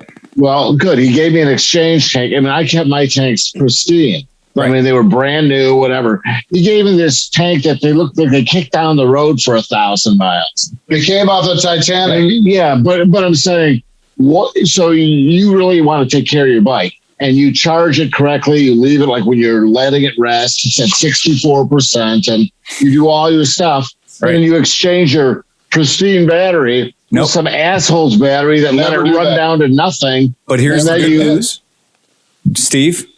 You don't have to do that. You can charge your battery and you can keep your battery perfect. But me, I'm going to be at that swap. I haven't bought a new propane tank in years. I do the swap, man. I'll take that guy's last propane tank. Go ahead, Liza. All right. So I'm going to shit all over this. All right. Whoa. So I had the same idea as do many people. Logistically, it seems to make sense. We already have this program for propane tanks. But as I explored it further, I discovered more problems with it. So, Phil, smallest zero, it would be the FX, right? The FX with a 3.6 battery. How many batteries are on your FX? On mine? Yeah, yours. I have 4. So I have 14.4 kilowatt hours. Right. How much do each of those batteries cost? Right now, the per battery is about $2,400. Right. So yeah. So we're nearing about $10,000 in inventory. Mm-hmm. Yep. Between to have something ready to exchange. Right. Exactly. How much do you think a business for investing in all these batteries? Right. So they're looking at for just to be able to have ready to go for 10 bikes in one day. Right. Exactly. 100,000. Okay. How much do they need to charge for every swap? So each one of these batteries, to bring it home to you guys, each one of the batteries that they're projecting to have part of the system is less than 2 kilowatt hours. And so they're less than 2 kilowatt hours, and they're not built the same way as zero batteries built. They're built at a much lower battery density. They're built to be affordable. They're built to be much, much cheaper. So I like to tell people, these are more like DeWalt batteries, or more like Makita batteries, or more like, Milwaukee batteries than they are the battery in your cell phone. Okay. These things are infinitely more rugged and infinitely cheaper to build because they're using existing cylindrical battery technology. So each of these things is about $400. Okay. So these batteries have a per unit cost of around $400 to $600 on the retail end. So if you were to buy a couple of extras to have at your camper or whatever, you'd be between $400 and $600 per battery cell. Like 1 kilowatt? Yeah, well, that's the thing is the ones that they're doing right now that are available as part of the system are about 1 kilowatt per. And what they're targeting right now, they'd be very easy to get up to 2 kilowatts per in the same size housing. But right now, the way it's looking is a lot of the bikes, a lot of the scooters and stuff that do this have the ability to carry 2 of these batteries. And 2 is the magic number because you can have one battery be fully charged. And you can take the battery that's dead, throw it into the machine, and get a new battery out, and then off you go. And then the idea is it will drain one battery before the other one so that you always have 15 or 30 miles of range. So you have a lead lag. Exactly. That's exactly what it is. But that puts double the load on the battery you're using. Yes, it does. Well, I think actually I think it would be better to say, how about this? If I told you it was a 1 battery system that had a reserve. Well, yeah, I mean, I guess that's true. So you're keeping a whole 100% in reserve. Exactly. So, yeah, but if you have a scooter doing 35 miles an hour, how many miles are you going to get out of one battery? So the go-go-ros that are existing right now, the go-go-ros that you can purchase right now if you live somewhere other than the United States of America. The go-go-ro right now is a 50 mile per hour top speed, and it's about a 45 mile range. So that's a pretty... With both batteries? What's that? With both batteries? Yes. So it's a 25 mile range. You have to swap out your first battery. So now apply that to American bikes. Let's say doing 70 miles an hour on the freeway. Maybe you want to travel to visit your mom or something, right? Right. So how many of those batteries are you going to need? Yep. And how often will you have to swap them out? If you did with today's math, not taking any advancement in battery technology whatsoever, complete hip pocket bullshit. Yeah. If each battery is 2 kW and you have 4 batteries in your system, which is not unrealistic, keeping in mind these batteries are way lighter than the Zero's 3.6 battery, because the Zero's 3.6 battery is damn near 40 pounds each. That's too heavy to make it consumable, hot swappable. These batteries in the go-go-ro are like you grab them, you pick them up like a 6-pack, right? They're not heavy. And so with 4 batteries in place, I'm going to guesstimate your range is probably in the area of 70 to 100 miles. Okay. Depending on how you ride. And that's similar to a guess of I would take a guess. But again, so how much money do these places have to charge based upon how much money they have invested in these batteries? So it looks like the Taiwan model when I did the dollars. So their currency to our currency, or even using a euro standard based on what's existing right now. What they're saying is to replenish to cost one battery, that's going to be $2. And that $2 is going to give you essentially 40, between 25 and 50 miles of range, depending on how you ride for $2. And realistically, $2 won't buy you 1 gallon of gas. Yeah. So to the consumer, it's a boon. To the consumer, it's fantastic. So, and what you'll be doing is you'll actually participate in a membership program. So the idea is very much like a charge point EV charging station where you're going to have your data. Like they're going to literally, you're going to have a membership and you're going to roll up and you're going to scan your device and then you go. And there will be the ways that you can benefit from that. And there'll be ways that makes it easier. Or if you don't have a membership, you can go up and just use your credit card and pay. So that's it. To me, this is like an intermittent or like an intermediate step towards being able to just plug your bike in and have it charge in 5 minutes. There's a big problem with DC fast charging. And the big problem with DC fast charging is Teslas charge up super fast, right? Teslas can take a ton of fucking voltage coming at them, but they can take a ton of fucking voltage coming at them because they've got the internals, they've got the hardware that can do it. Shrinking that down to a motorcycle size or a scooter size, we've all seen guys that have live wires, guys that have Energicas, they have problems getting the maximum amount of charging capacity into the bikes in the field if the charging system's not perfect. And it's very common to hear guys that are like, oh, well, I had pulled up to a charger figuring I was going to be there for 30 minutes. It took 3 hours because the charger was only putting out at 6 kilowatts instead of putting out at 12 or 18 or 24. Yep. Right. And then, I imagine that you could also, like in the Zero, they have like 20 cells per, like in the FX or FXS, each cell, there's like 20 cells in each one of those batteries. There's 20 cells. So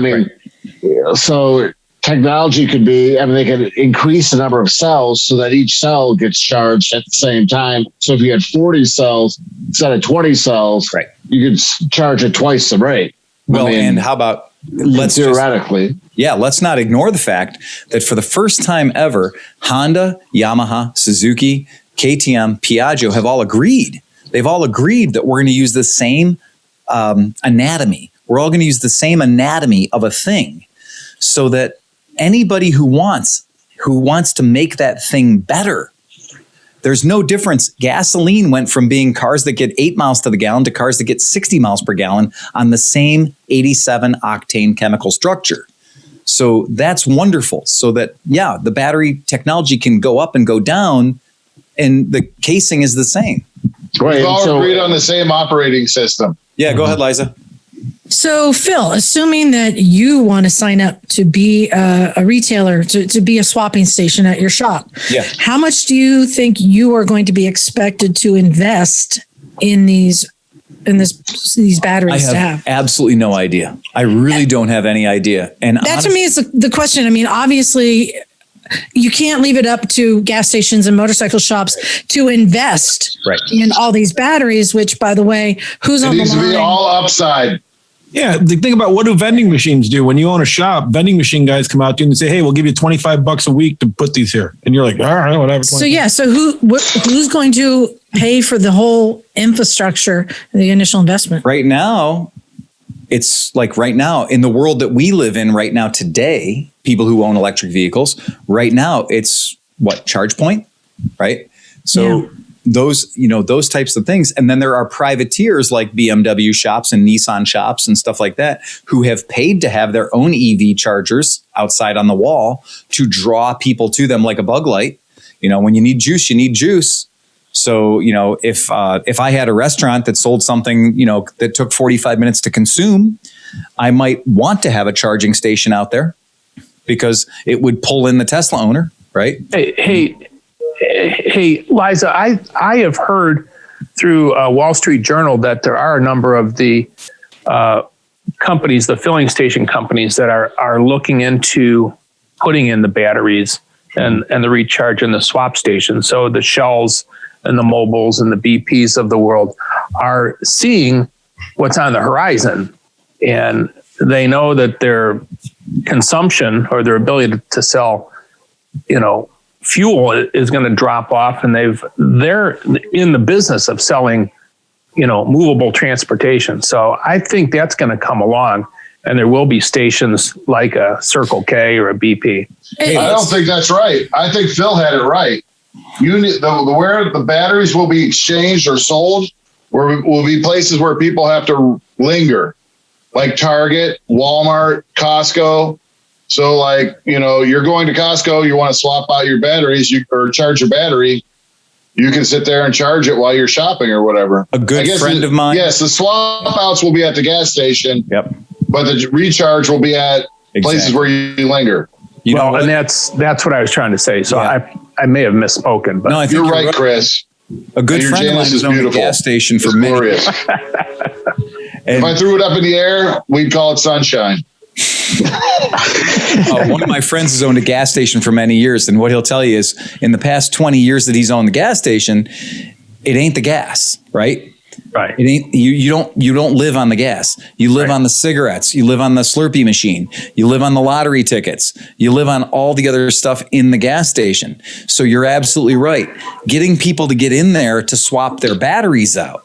Just like there's a propane. Like, honestly, in our neighborhood here, you can't go to the gas station and not have a cage full of propane tanks outside. So I brought propane tonight. Yeah, exactly. And I think gas station guys would be pretty excited about it, because I have a couple buddies that own gas stations, and what we don't realize is they don't, like, when gas prices change. Yeah. Their initial cost, they still paid $10,000 for the delivery of gas. Absolutely. So when it drops 48 cents and now they're literally selling it for 3 cents less than they paid for it. Yep. Just to get rid of it, they're fucked. But with the electric stuff, I don't think, that'll probably be a constant fee. It seems that, and this has been something that's ongoing with the EV market, you need to have enough of an infrastructure to make it easier to charge. But to have that, to pay people invest in it, you need to have enough of a market. It's kind of like what comes first. It almost seems like you're going to have to get government funding to put this infrastructure in to help push along the market. Who paid who paid for most of our charging stations that are out there right now? Yeah. Volkswagen. Yeah. So most of those. I'm going to speak to the elephant in the room. I mean, gas is going up. Right. Yeah. I bought gas at $2.79. Yeah.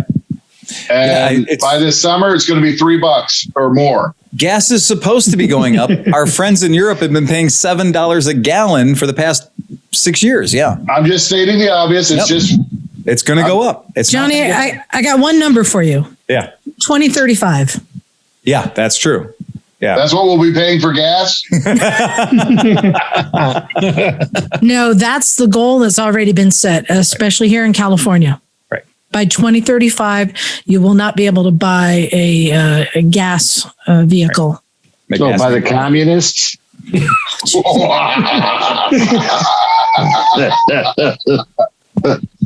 Well, and also Are you, Venezuela. are you proud of that?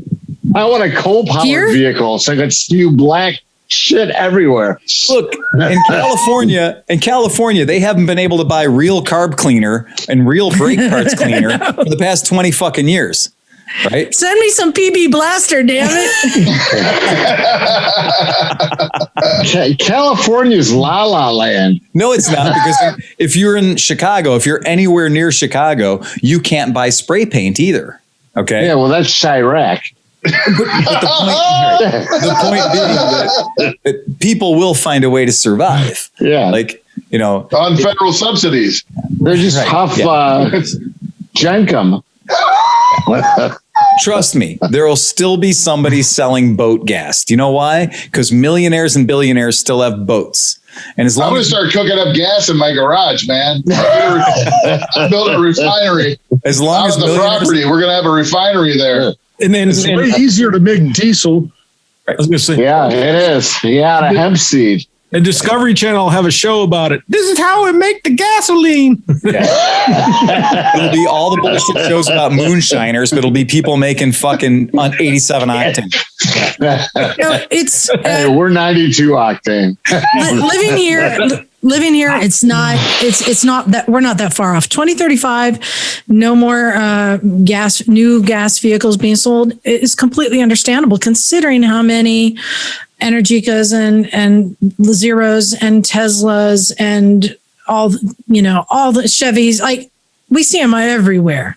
But I got to drive by the Zero plant and the Tesla plant on my way to work tomorrow, Whoa. So it's not unheard of. Yeah, but see, I live in a city, Oberlin, that says they're going to have zero carbon use in like 20 years. Right. But we live in the northeast Ohio, where it gets, the temperature goes down to 10 degrees. How do I heat my house without natural gas? There's no way it's going to It's happen. impossible. We understand at the ice here in the ice planet Hoth, we have learned that we have no problem burning coal. We have no problem burning, wood Barns? pellets. We have no problem Bars. Yeah. corn. I'll burn mummies if it keeps my house warm. That's exactly it. I mean, not like, no kidding. We completely understand. It's just one of those things. It's like, it gets crazy cold. And like the idea of the Texas situation, when the Texas thing happened, we looked at the entire Texas situation and we were like, oh man, yeah, that just shows you those people aren't used to. But yes, those people are. It's not like it's never snowed in Dallas before. It snows in Dallas just about every fucking year. Damn those windmills. Yeah. So blame it all on the windmills. Yeah. So but not kidding is like, yes, here where we are, there's no such thing as a power plant that doesn't have a backup to the power plant, and that's it, and we all know that if the power goes out for us for 48 hours, yeah, we all have got ways to keep things going, We have generators and I store 200 gallons of fuel. I mean, run on gasoline. Yeah. or just honestly, it's everybody in Cleveland knows you just turn your oven on and open the door. Right. And you turn your oven on and open the door and that'll heat the whole house up, and just The original ventless gas heater. But going back to the conversation about the batteries, this news is actually a really big deal. And I think a lot of people don't realize that yet because, Phil, yourself as somebody who's still considered an early adopter to electric motorcycles, we've been tracking this whole thing, the growth. It's slow, but we know that these batteries are going to be the next big leap to expanding the market. It's a big deal. It really is. I talk to people every day, and the number one reason people have to not buy electric, which, people are like, oh, I read a thing that was like, oh, so they're going to ruin everything. The comments from this story were hilarious. And the guy was like, oh, well, electric motorcycles and electric cars, what are they going to do? Are they going to, we're not allowed going to be able to eat a steak anymore. We're going to have simulated beef, and we're not going to be able to. Oh, that's real. We're going to have simulated sex. And I was like, hold on. We already have that. I got a big lecture on how much water it takes to grow a steak. Yeah, we know. I'm like, we're going to have steak for dinner. Yeah. You know that it takes 2,000 gallons of water to raise per year to raise a cow. You shouldn't be. I don't know if we should be eating steak. And I will shower. Broccoli only takes 20 gallons of water per year. And I will only shower once a month, and I'll have as many steaks as I fucking want. So that's offset. That's carbon. I had to explain to her that water goes through the cow and back into the environment, and you really don't notice it. If a cow kept 2,000 gallons of water on board, he'd be huge. Yeah, it'd be the biggest, juiciest cow you could ever want. They weigh 19,000 pounds. So, but anyway, I did want to. There's actually a real thing in there. The biggest reason people don't want to buy them is the downtime while they're charging. The perceived downtime. The idea of I'm going to go out and do my thing. I'm going to go out and ride my bike for whatever distance it is. I don't care whether it's 100 miles on some bikes or 80 miles on other bikes or 200 miles on other bikes. The idea is that they can't just at their fucking will pull into a gas station and go, look at me, blast. I pumped some old, fossil fuels into my gas tank, and I went from a quarter to full, or from half to full, or from full to more full at my demand, because I'm a completely give me my shit right now, satisfaction instantaneous kind of guy.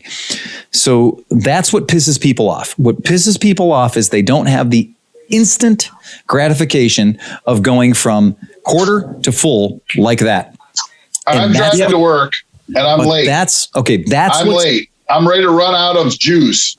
Poor planning. I need to be able to fill up in 5 seconds and get back on the road. So I'm not late to work. That's no self responsibility. Poor planning. Why didn't you plug your car in last night? That's right. Poor planning prevents piss poor performance.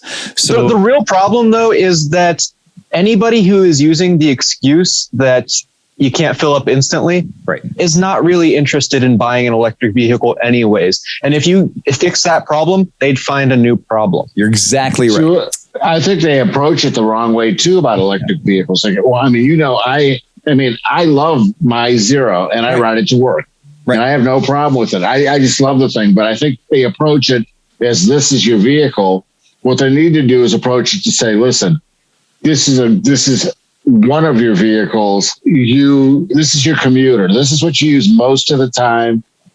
And you have your backup vehicle. It's a fossil fuel or a hybrid vehicle that uses batteries and electric. So you go some distance. If you have a reason to go distance, that's what you need it for. You really only need an electric vehicle for within a 60-mile radius. But if you want to go on a trip or something, you do need something that is less. We skipped right over hybrid motorcycles. Yeah, but hold on. Watch the thing like Zipcar and all these other little things start popping up when the electric stuff comes out. Because if you live in a city and like you can commute around the city on your electric vehicle, the only time you're leaving, especially for your younger person without a family, the only time you're going somewhere is on a road trip. So instead of having a car, paying the insurance and all that, Zipcar is $300 for 2 days or whatever. But fuck it, it's cheaper than the whole rest of the year.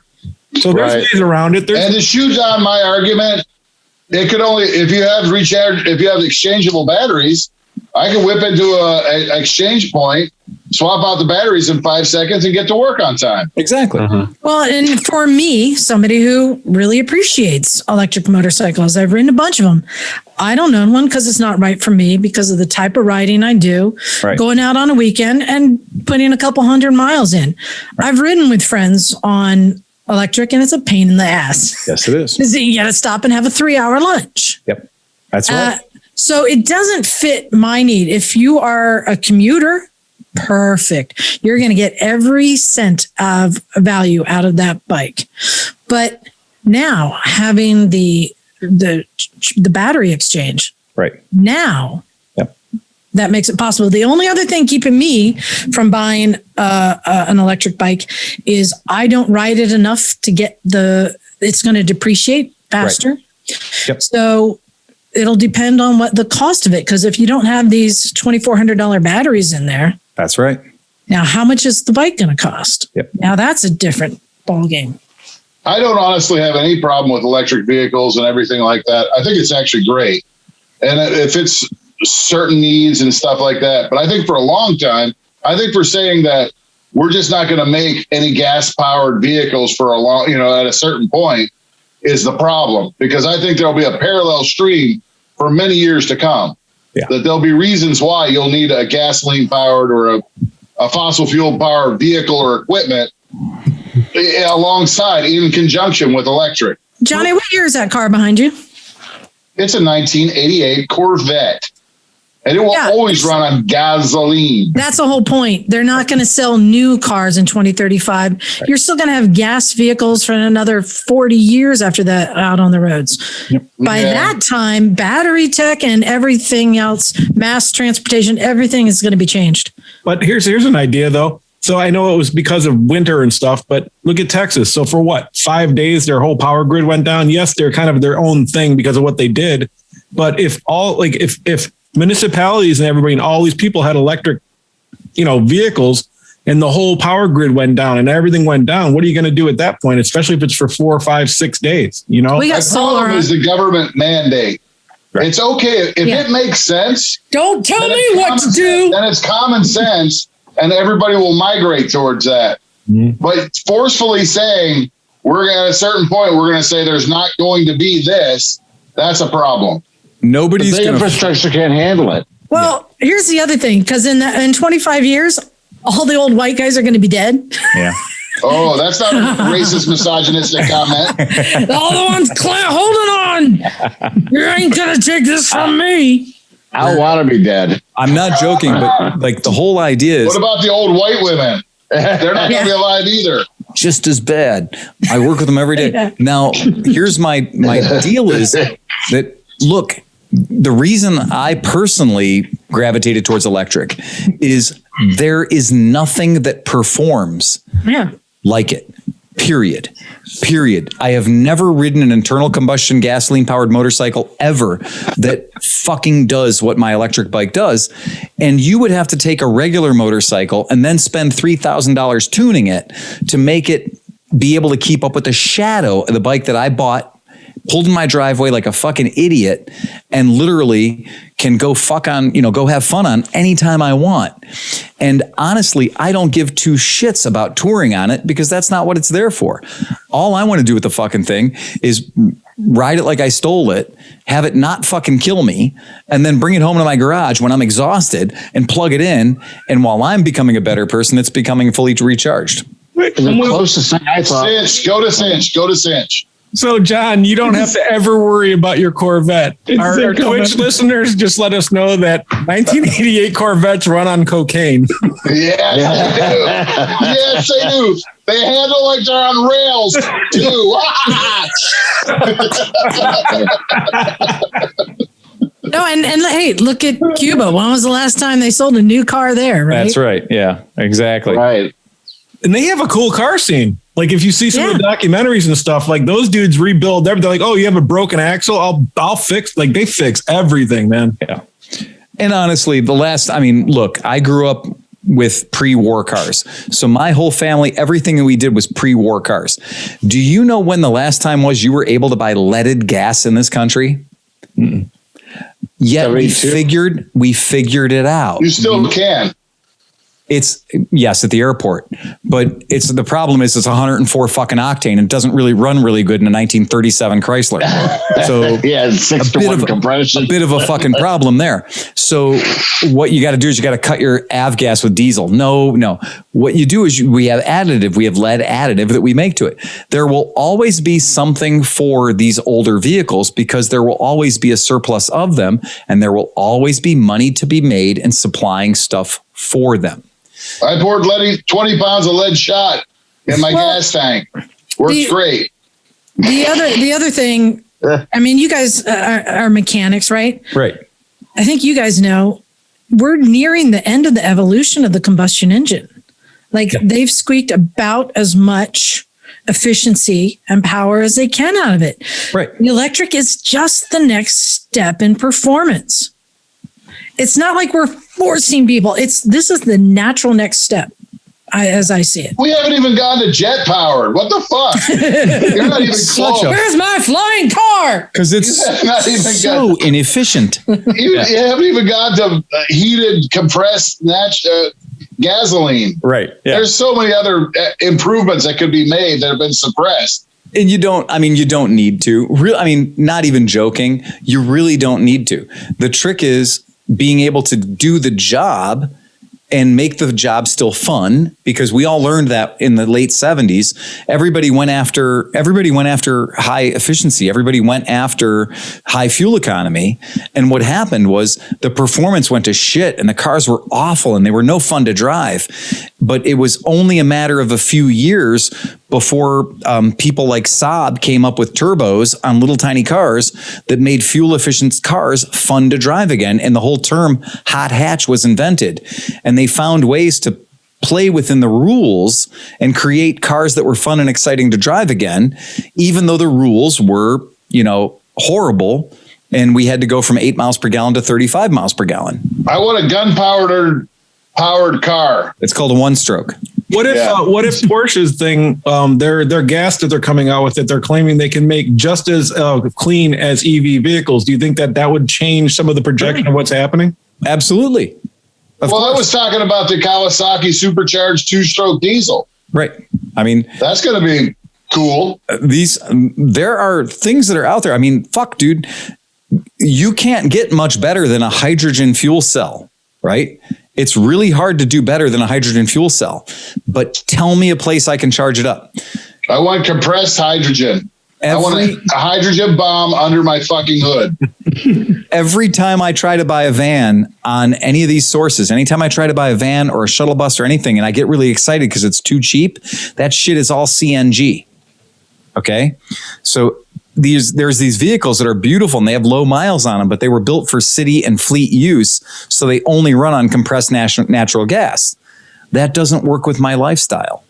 So no. I can't go to a scooter rally or a motorcycle rally and stop halfway there and fill up with CNG. Well, I think it's I was going to say, now that I know how much Johnny Mac hates being told what to do, I can't wait to next AMA Vintage Days. I have my next victim in my sights. I'm just going to tell him what to do all weekend. Fuck you. Fuck you. Hey, it's going to be so entertaining. Do you guys want to hear a joke? It doesn't work. Phil has a joke. You want to hear a joke? Yeah. Let's hear a joke. I love you, Liza.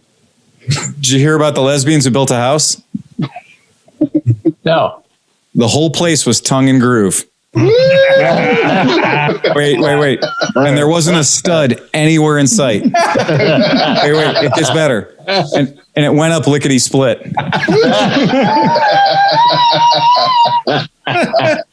I'm stealing that one.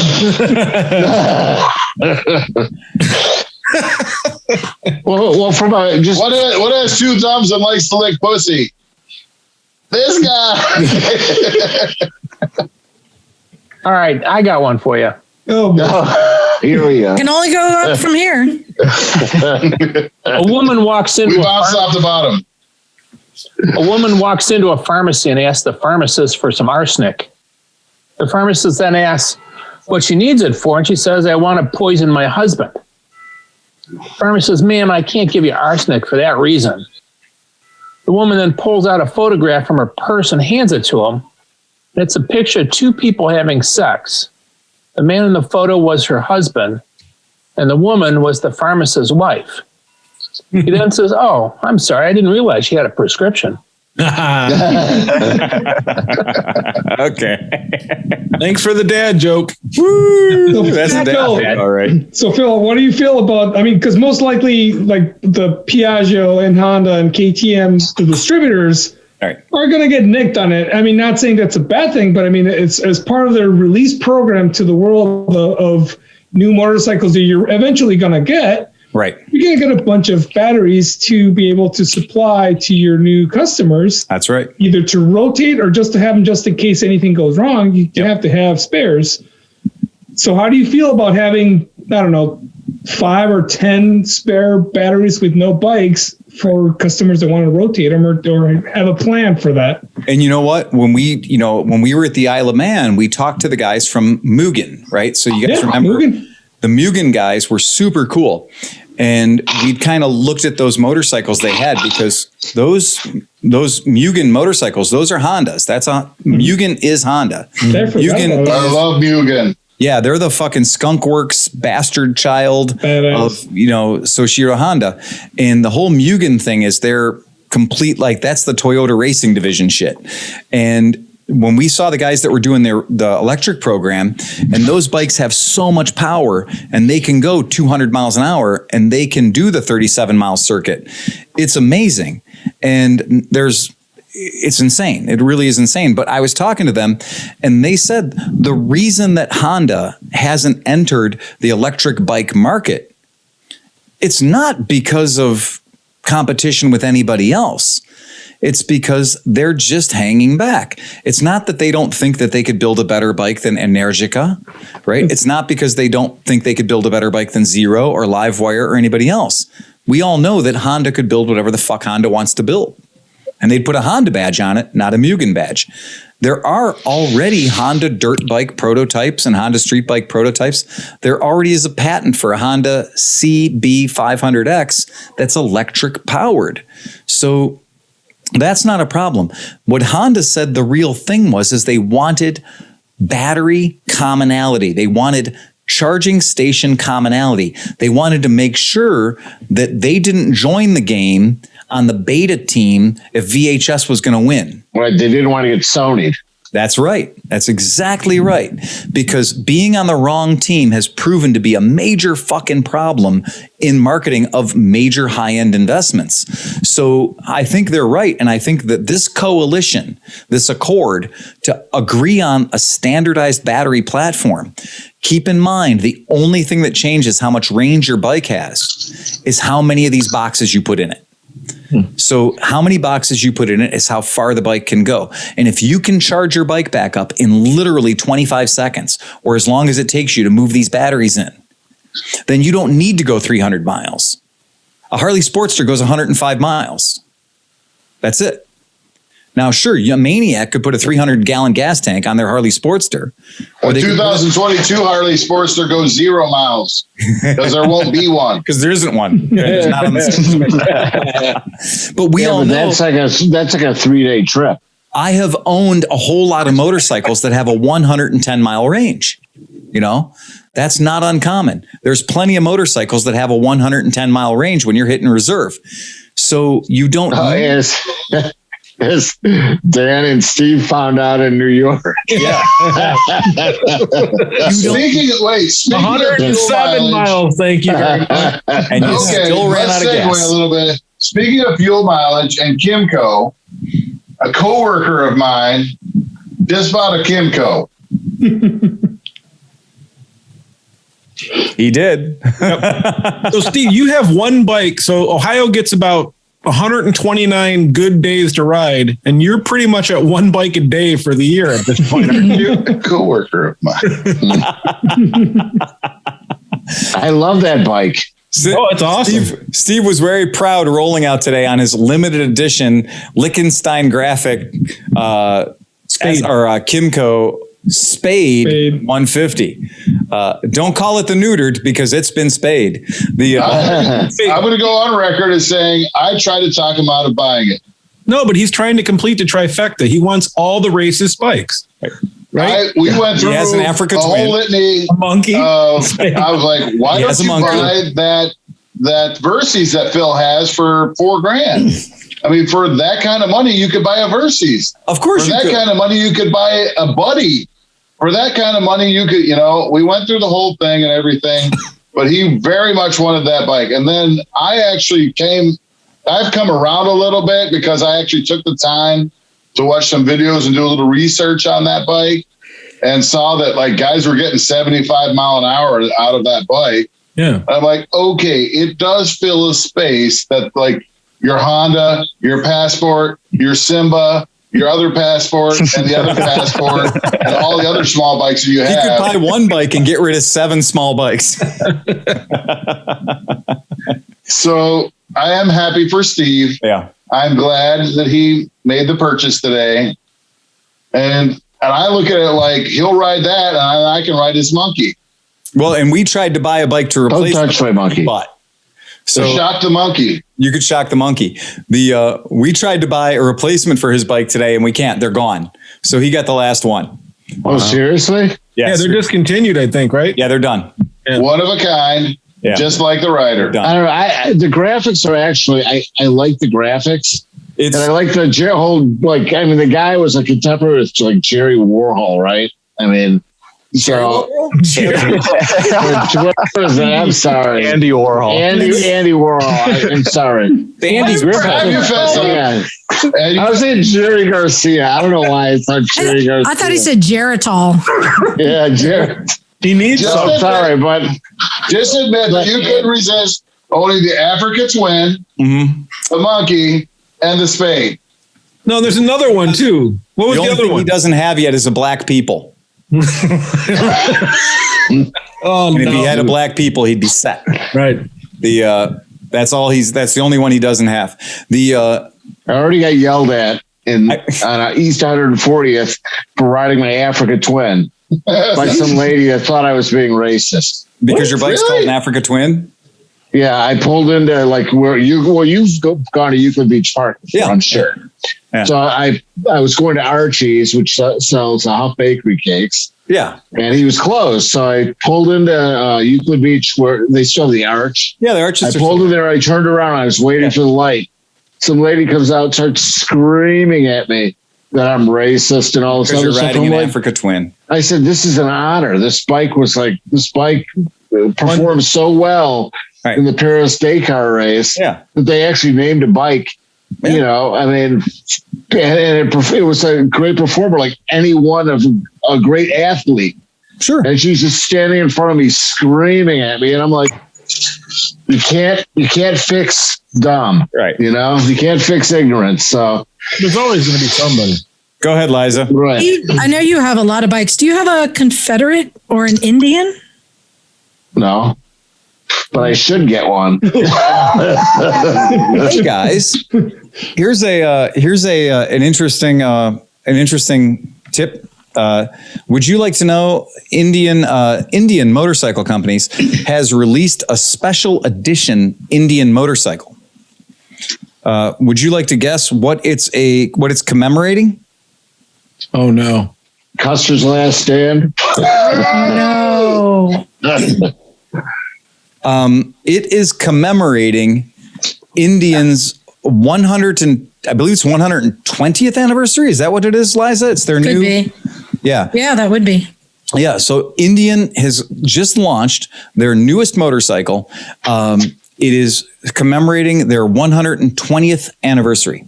Now, that is so fucking far from the truth that is insane. You mean the years in between that there was no I mean, Indian? the 50 some odd That they years. were a mini bike made in India. I mean, the 50 some years in between where they were owned by such illustrious things as a English scooter manufacturer. They When made mopeds. Are we counting the ones that were made out here in Gilroy? in Gilroy, that's exactly right. The onion, We're not counting those Indian ones. onions, the artichoke. There are so many fucking different. This whole story kills me about like celebrating 120 years of Indian is like just celebrating the association of the word Indian with a two-wheeled vehicle, I guess. I can't believe the history of Indian. It is so impossible. It is like trying to figure out the British royal family tree. It is It is crazy. And it's no branches. It's insane. It is absolutely crazy. After I believe it's 1959. So like after 1959, Indian just went crazy. I mean, or maybe it was 53. Sorry, 53. So after 53, when, Ralph Rogers bought Indian in 45 after the war, because remember, Indian didn't get the military contract. So Indian didn't get the military contract. They didn't get what Harley Davidson got in the way of military money. So they were sucking wind. I don't think there are even any like 1944 or 45 Indian. No, because they went out of production for war. Yeah. They were building other things, so they didn't get the motorcycle contract. The Indian 841 did not get picked up. So go figure that whole thing. But it got so ugly. And I mean, we're talking about ugly after 1953. The people, and I'm not going to read everything because you got Wikipedia, you can figure that shit out. But when you think about 1960 Associated Motorcycle Companies, this is like legit UK group that was competing with Royal Enfield, right? Prior to that, Indian was taking Enfields and putting their badges on Enfields. So if you can't compete with them, right? Because there were so many different versions of Indians that were sold in the United States. Enfields that were sold in the United States as Indians. It was ridiculous. So when you look at, then they were bought by a guy that said, fuck it, we're going to build everything except for the Enfield versions of it, which it was insane. The whole thing is crazy. Climber. Yes, that Climber, the Climber from the owner's manuals, the Climber from the production house, fucking Climber, Floyd Climber owned Indian from 63 to 70, the owners of this group, my favorite is from 1977 to 1984. Oh, how the mighty have fallen. They purchased the trademark for $10,000. Who? The American Moped Associates. That's right. The American Moped Associates bought Indian for $10,000. And that's what they did, is they started building fucking mopeds with the name Indian on them. The interesting part, though, is that my PC50 has an engine that is exactly like an Indian engine. Well, that's because that's what they were using. So they were using mopeds using licensed motors from Honda, because the PC50 was discontinued by that point. And so they created this really horrible bike called the AMI 50 Chief. And yes, the name Chief, that fucking name that's so important to Indian, was on the side of a fucking moped. And I remember it because they sold them from 78 until 83. And they were just, dude, it was just garbage. And it was horrible. And they're going to count those years. They're going to count those years as their history in saying that they're launching the 120th. Oh, come on, man. Seriously. Or the 130th, whatever. But I mean, it is kind of part of their history, though. I mean, you look at like anybody's family tree. I mean, you could say that, hey, I'm from Lebanon. Yeah. But I mean, my family's from Lebanon. Yeah. But there might have been bad times. Some of them went to jail. Some of them, were in the gutter. Some of them were successful. It's but you couldn't count that if the, Johnson family over there just started calling themselves Hoffert for no fucking good reason. Well, I agree with that. I totally agree with that. So then the lineage is broken. Right. Go ahead, Liza. So if the lineage is... Oh, sorry. I was going to say, if it was something like Curtis, formerly Confederate, Curtis Motorcycles saying, hey, we've been around for 115 years. Right. No, it's not the same. The only reason I don't have an issue with Indian is because they embrace and they celebrate the history and the early Indians. And they, even when you get into, the clothing they're selling, the imagery that they have, they're celebrating the early Indians. Well, and even though it wasn't around the whole time, they embody that. That's why I don't have issue with it. Yeah, but I don't see anybody coming up real soon to have a tribute to the Alan Newman years of the, cokehead attorney who owned Indian between 1970 and 1977, right? When he was taking those Italjets, and he was taking Italjets and sticking Indian badges all over those things, I know somebody who's Camaro for Boat Tail Harleys. Right. But I think if you go into the history of anybody, Yeah. Chrysler or Vespa or anything, you're going to find it's been passed around and had different owners, right? Yeah. Well, in this case, though, I guess my problem is it wasn't that Indian, the factory was owned by different people. It was Indian, a name that was literally just printed on a piece of paper, right? It was just a trademark. Yeah. Yeah. And that little trademark, that little piece of paper, it went to clothing companies. And it went to all kinds of different things. And the idea of that little piece of paper dancing around now is there to substantiate a 120-year histoy?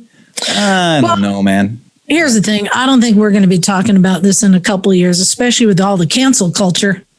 Because you got to know Indians on that list, right? It's got to be coming.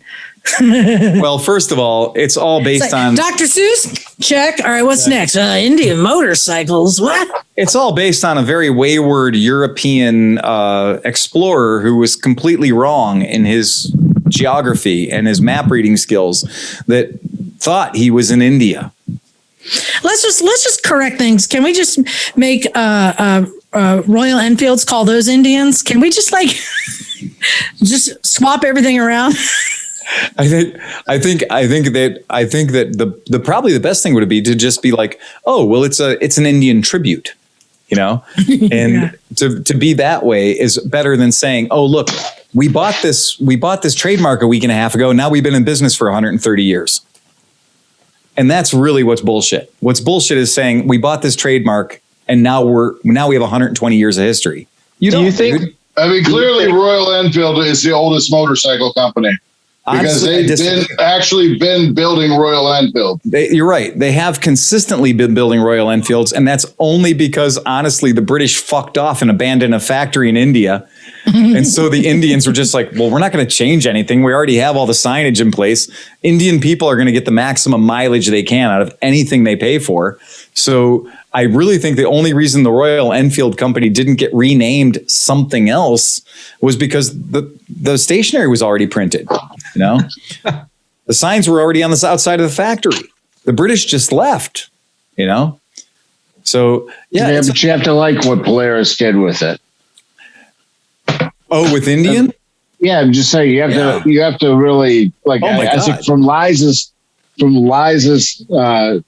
point of view. Yeah. I think they actually brought back the brand. I mean, they brought back the brand. I mean, there might not be continuous like quality builds, but they're actually bringing it back the way that it would have progressed had Indian stayed in business. I mean, I think they're like the essence of it. The essence of the company is being fulfilled by Polaris. Yeah. Yeah. So, I mean, in that respect, it's not a joke anymore. Indian's not a joke anymore. It's a force. They've respected the history. Right. Right. And I agree. The whole thing, like after the Gilroy years, after Gilroy came the Stelican years where they were built in North Carolina. And that was the same thing. It was like, okay, they were taking an S&S crate motor and they were putting it into a frame and they were building a whole Indian around it.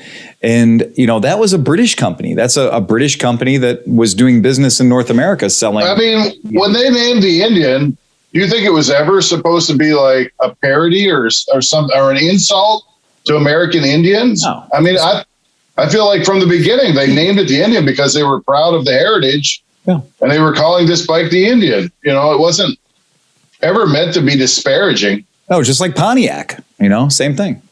I'd like to insert a little trivia here. Yeah. The designer for the Gilroy Indians' previous project had been the BMW GS Adventure. Oh, that's right. Yeah, I learned that on your podcast. Yeah. Yeah. Yeah. Yeah, that's very good. I mean, that's very, very relevant to this conversation. That's very cool. I mean, Harleys were made by a company that built bowling alleys. Well, they were bought. Bought by a company that made bowling alleys. I mean, realistically, Davidson Cinch was an AMF. Cinch was an AMF. Yeah, Harley Davidson was in very, very bad shape. And the point where the only people that saw fit to purchase them was a company that made sporting goods, you know? So that's an interesting, you know. But look at the trajectory of Harley Davidson versus the trajectory of Indian now. I mean, Indians like this, Harley Davidson is at least flat.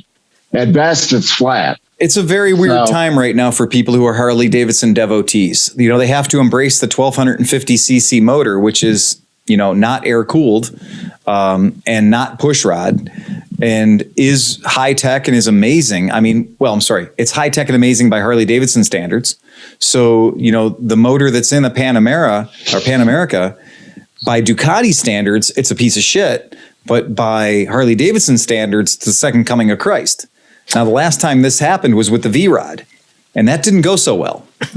Yeah, but they had a good engine with the V-Rod, so it still didn't go so well. Yeah, but look at this sexy bitch that should be back. Look at this thing. Look at it. Who doesn't want that? Oh man, I'm at the top of the list of people who do not want a boat tail Harley.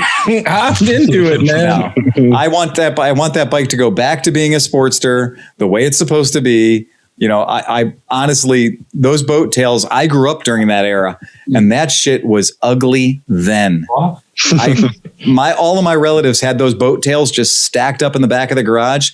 They were, you know, you couldn't get the dog to play with that boat tail. That was a garbage looking motorcycle. Why? And the night train, red, white, and blue thing, like as much as people were like, oh, it was great. No, everybody that bought one of those, they couldn't sell those things. They were left over at the dealership, and they took the back end off and changed the back end to a regular fender to get people to buy it. Yeah. The only thing I liked about that AMF that you posted, Cinch, was the color. I really like that green. I like the boat tail, man. You like the boat tail? I don't know why. You know why? Because it kind of looks like a Triumph in the front. Like a Hayabusa. And a Hayabusa in the back. Right. Come on, face it. It is the mullet of motorcycles. It is the mullet of motorcycles. The aerodynamics are incredible. But I think if you pull up somewhere like that, nobody else is going to They have no credit. No one's going to want one. Really? Because you can't find them. I can't find one anywhere. You're going to be one of one. You don't really want to admit that you've been looking for them. Right. There's going to be a line of old guys standing there to talk to you. Oh, what? That's yeah. That's not where I want to be, man. That is not where I want to be. Yeah. Give me something way better. I need something way more interesting than that. Says the guy with like weird tiny little cars. And he's like, look at this. It looks like a snail is humping a turtle. I gotta have it. Every time I drive these cars, people are like, because everything I drive, you know, people are like, what year is that? And I'm always like, it's a 1958. Even though it's a 93 or a 94 or whatever, but they have no idea. And because they asked, I figure I'm just going to give them what they want to hear. Right. So I'll be like, fuck it. It's a 1958. Wow. Where was that made? France. Made in France. They only made 3 of them. Well, what's it called? It's called a fuck you. But there's an accent on the end. You got to fuck you. Yeah. But I never tell the truth ever with any of those cars. Right. Because like if I tell them it's a 94 Nissan, they're like, no, it's not. I know what a 94 Nissan is. No. Yeah, sure you do. It's a Sentra. Yeah. Yeah. They have no idea. If they knew, they'd walk up and they'd be like, dude, that's a Figaro. That's awesome. And then they'd be, okay, that's a Figaro. It's awesome. Oh, that's an Escargot. That's awesome. But if they have no fucking clue, why should I possibly get myself into a conversation I can't get out of? So as long as they're not trying to tell you what to do. Are you still going to have the hearse this summer? Have the hearse, yeah. Can I sleep in that? Of course you can. Absolutely. That'll definitely keep people away from me. I can tell you the name of the people who fucked in it. Oh. Well, at least the one. I don't know if I don't know how many people fucked it in Japan. I'm sure a lot because Japanese people are funny. But but I know in America, I know the names of the people who fucked it in this country. And he can show you the stain so you know whose stain is where. It's perfect. Don't have a black leg with you. No. That thing is the inside of that thing is so sanitary. There's no way you could hide anything. There's just no way you could hide anything inside that thing. Yeah. Nick, don't go in that hearse.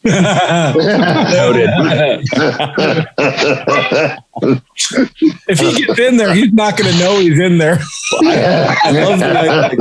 I just love the idea of going to Mid-Ohio with a wagon train of stupid vehicles. Yeah. And now we'll put solution in the hearse.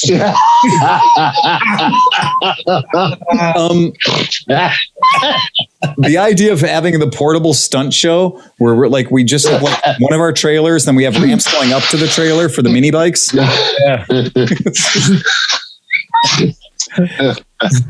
Just get. I'd fuck the hearse. I'd fuck it real hard. John comes out with soot on his wiener. You don't know where he's been. You guys always take it to a really weird place, man. Really weird place. What? It just all depends on what you tell me to do. If I want to do it, that's fine. Well, you know what I did think we were missing? You know, at a lot of the rallies we go to, we take our BB guns and we take the BB guns and we'll set up, beer cans hanging from strings and stuff. And we'll set a shooting gallery up. And I'm honestly surprised we didn't do BB guns at the Vintage Days, because if we're camped along the road, we can just, set up our target range right there. And then we got the tent. We can just sit in the tent and shoot all day long. I have a BB gun. It's way too tempting just to be shooting them up in the air in the campground. That's fine. This is way too tempting.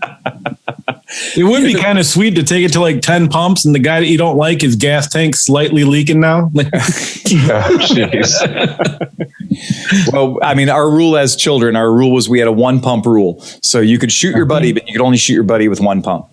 So I got my buddy in the earlobe and it looked like he had a little copper earring. We had to pop it out. So I don't know. Has anybody got anything else that's fun or interesting? I got one tiny thing about that. My neighbor, we were playing the same thing, BB gun wars, but I might have gone to 2 or 3 pumps and I hit him and we couldn't get it out. His mom never found it. 2 years later, it came out his foot. Like it moved down from his ass and went down his body. Wow. He had the weird sore and it came out of his foot. It was crazy. Floated around his bloodstream, went through his heart. Oh no! So he literally walked it off. Yeah. He walked it off. My brothers used to make me wear my parka. And then they'd shoot me as I walked back and forth like a carnival duck. I have this little notch in my hand. Explains a lot. We could still do that. Did you pivot every time? Hilarious. Wait, did you pivot every time you got hit? So you're like, I think we just put somebody in a parka and a full face helmet and just shoot BBs at them all night long. Well, if I didn't walk back and forth, they'd shoot me in the leg. So if I walk back and forth, they'd hit me in the park and it wouldn't hurt so bad. So would anybody like to have an update from Rand before we go? Yeah. That's a good ending. That's a good ending. Yeah. Okay. I thought you guys would appreciate that. I want negative feedback too. Okay. So this is from Rand. Good morning, Phil. Getting ready to go to work and I wanted to check in. Also, I have a couple of requests. I sold the trusty R1200 GS. On my last off-road trip, I fell over way too many times and I never want to pick that heavy fucking bike up again. So I sold it on Craigslist and I bought a DRZ 400S. Nice. Yes, I took all of your best advice of not buying a carbureted bike and I tucked it out the window and I bought a carbureted bike. Fortunately, I live near 2 spots that have ethanol-free gas, so I plan to run that as often as possible and definitely during storage. I'm super excited to watch the pit bike build off in races. Sleepy, I'm counting on you for quality coverage. Well, there you go. I listened to every episode, but I've been dialing back my drinking, so I'm not as chatty. Sorry. It seems during my last drunken Clevelandmoto late night booty call, I was feeling amorous and upped my Patreon amount. Now I'm a responsible man, so if I get drunk and give you a little love, I'll own up to my responsibilities. But if I knocked you guys up, our love child needs to have my name. which brings me to my request. A new level of Patreon subscriber, the Late Night Lover. The Late Night Lover will be the $20 Patreon amount. The benefit is you get to name one of the pit bikes. My choice would be John's bike. We'll name it Little Rand. Little Rand. I like On that it. note, I would like to request Cinch. Can you make the Blue Balls graphics kit for Steve's bike? Nice. His blue bike. It would be full blue balls. Blue balls. Also, I need some quality stickers for my DRZ. It's got the clean gray plastic all over it, and that needs to change. I need a Clevelandmoto for one side and Ride Fast and Tank Chances on the other if you can make them. John, I'm hoping you build that pit bikes with some special sauce and ride Little Rand to glory. Don't worry, it didn't happen. I would love to ride Big Rand to glory. Gotta get to work. Keep up the great shows. Almost forgot. Really loving the moto stories. Thanks, guys. He includes pictures of his DRZ and pictures of him in the snow, riding his DRZ in the snow. Good job, Rand. Yeah. So good job, Rand. I'll put the pictures of Rand and his DRZ in the snow up on our Facebook page. Because the dude looks completely happy to be rocking his brand new DRZ 400S in the fucking snow. Nice. Yeah. Cool. I'd like to make a comment about the bike build-off and the winner. Steve, I never figured you would win because I knew you'd be doing all the sound and everything like that. And I figured like you'd be halfway between building your bike and doing the sound and everything. And the fact that you put the whole thing together, you put us out there on YouTube and Twitch, and then manage to still pull off the bike build and win it is just fucking amazing. Well, but here's the thing. Big hand for Cinch. But back it down a little bit because he's not such a dickhead. I actually asked Phil, I was like, do you really want me to do it? Because like, if we were going to cover it, whatever. But actually Phil's the one that thought of the whole, like using all the individual phones and everything. So that worked out. And that was all like, 99.7% of that was all Captain Phil over there. So I'm not taking credit for that. That was him. All right. Fuck you, Phil. Good job. You really did an excellent job. So where's your bike, Phil? On Liza's podcast, when they're ready, they put their hand up. Sorry. I just wanted to add, if you don't mind, if you don't know, on my show, we are currently holding an Evel Knievel poem contest to win some Evel Knievel toys. Yep. And somebody sent in a limerick I thought you guys might enjoy. No. And I'm reading this as written. It says, there once was a man named Evil. His ways were a tad primeval. He once jumped a bike. Liza's a dyke. And when he passed, the world was in upheaval. I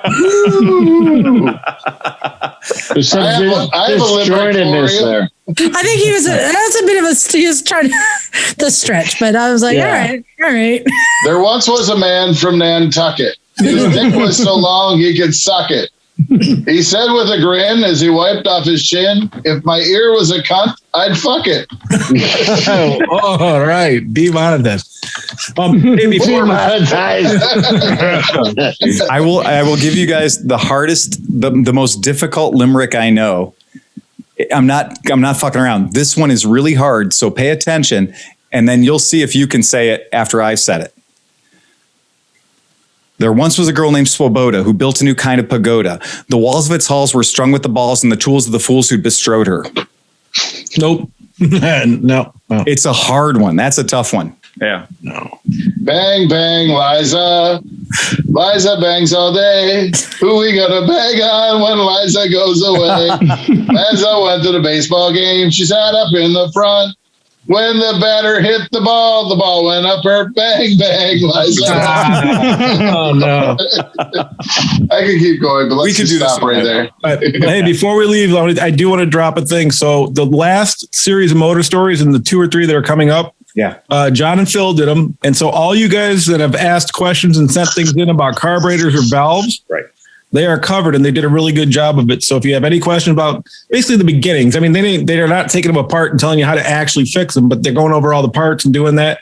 And it's really good. And it's getting a lot of good responses, but it's really good information. So if you have some questions about carbs or valves or anything, check out Moto Stories. And we do want to give a shout out to Liza and Emma. Liza and Emma have been doing technical. So they've been doing these amazing, these are in depth, like deep dives into motorcycle maintenance and covering in a long story format with Liza and Emma. And these videos that they've got going on YouTube, if you don't learn something from these videos, you are dead to me. We can't work together. They're set up because Liza and Emma have a chemistry, and they play off of each other incredibly well. And their videos too, are those the Misfits? The Misfits. Exactly. Yes. The Misfits. I want to give, the credit goes to her. I have no idea what we're talking about usually. And if you go back and watch, there's one episode I actually left. Yeah. I saw. No one knows I was gone because she just kept talking. I'm like, I don't need to be here. It is great. And that's the kind of stuff that we talk about. Our friends, Robot from Scooter West Motorsport. Robot is another one that we are lucky to have people in our lives that are this good at this stuff, where they can keep it engaging and make it stupid and make it fun and make you want to watch it, because Robot's done hundreds of these videos. He tells you shit he shouldn't tell anybody. He tells people who are not smart enough to turn off their computer how to rebuild a motor, right? Like, he gives dangerous information to people who have no qualifications, and we love him for it. I mean, it's great. There's almost nobody that I would go to for advice on how to work on a motorcycle except Emma. I mean, like, I know that she knows her shit, and there's definitely shit that she knows that I have no idea. I pick up something every single time. And you too, Liza. Oh, I'm just there to look good. That's all. Well, and you're killing it. You're killing it. Thank you. And I want to thank you guys for having me on too. I thought it'd be fun because I knew that, I know how much you love Mid-Ohio. I mean, I know that you're one of our posse when it comes to the Mid-Ohio shenanigans. And I take it seriously. I do not mess around. I'm not drinking, and I'm like first up and last one to bed. I am finding every corner of that place, meeting every person, experiencing everything. I love everything it has to offer. Yeah. No, you're not. Bill and I are the first up and definitely the last ones to go to bed.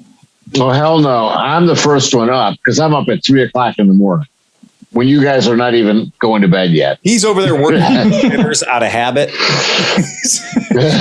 Can I just say that it was nice to have somebody without facial hair on?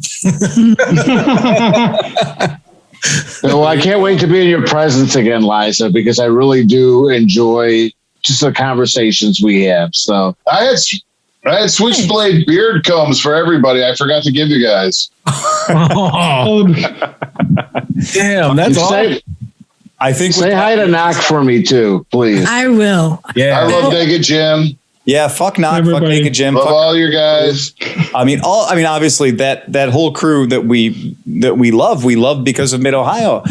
Having Henry, ride his bike out and be part of our camp was just like one of the greatest things. I mean, it's super cool to have those people as part of our family now.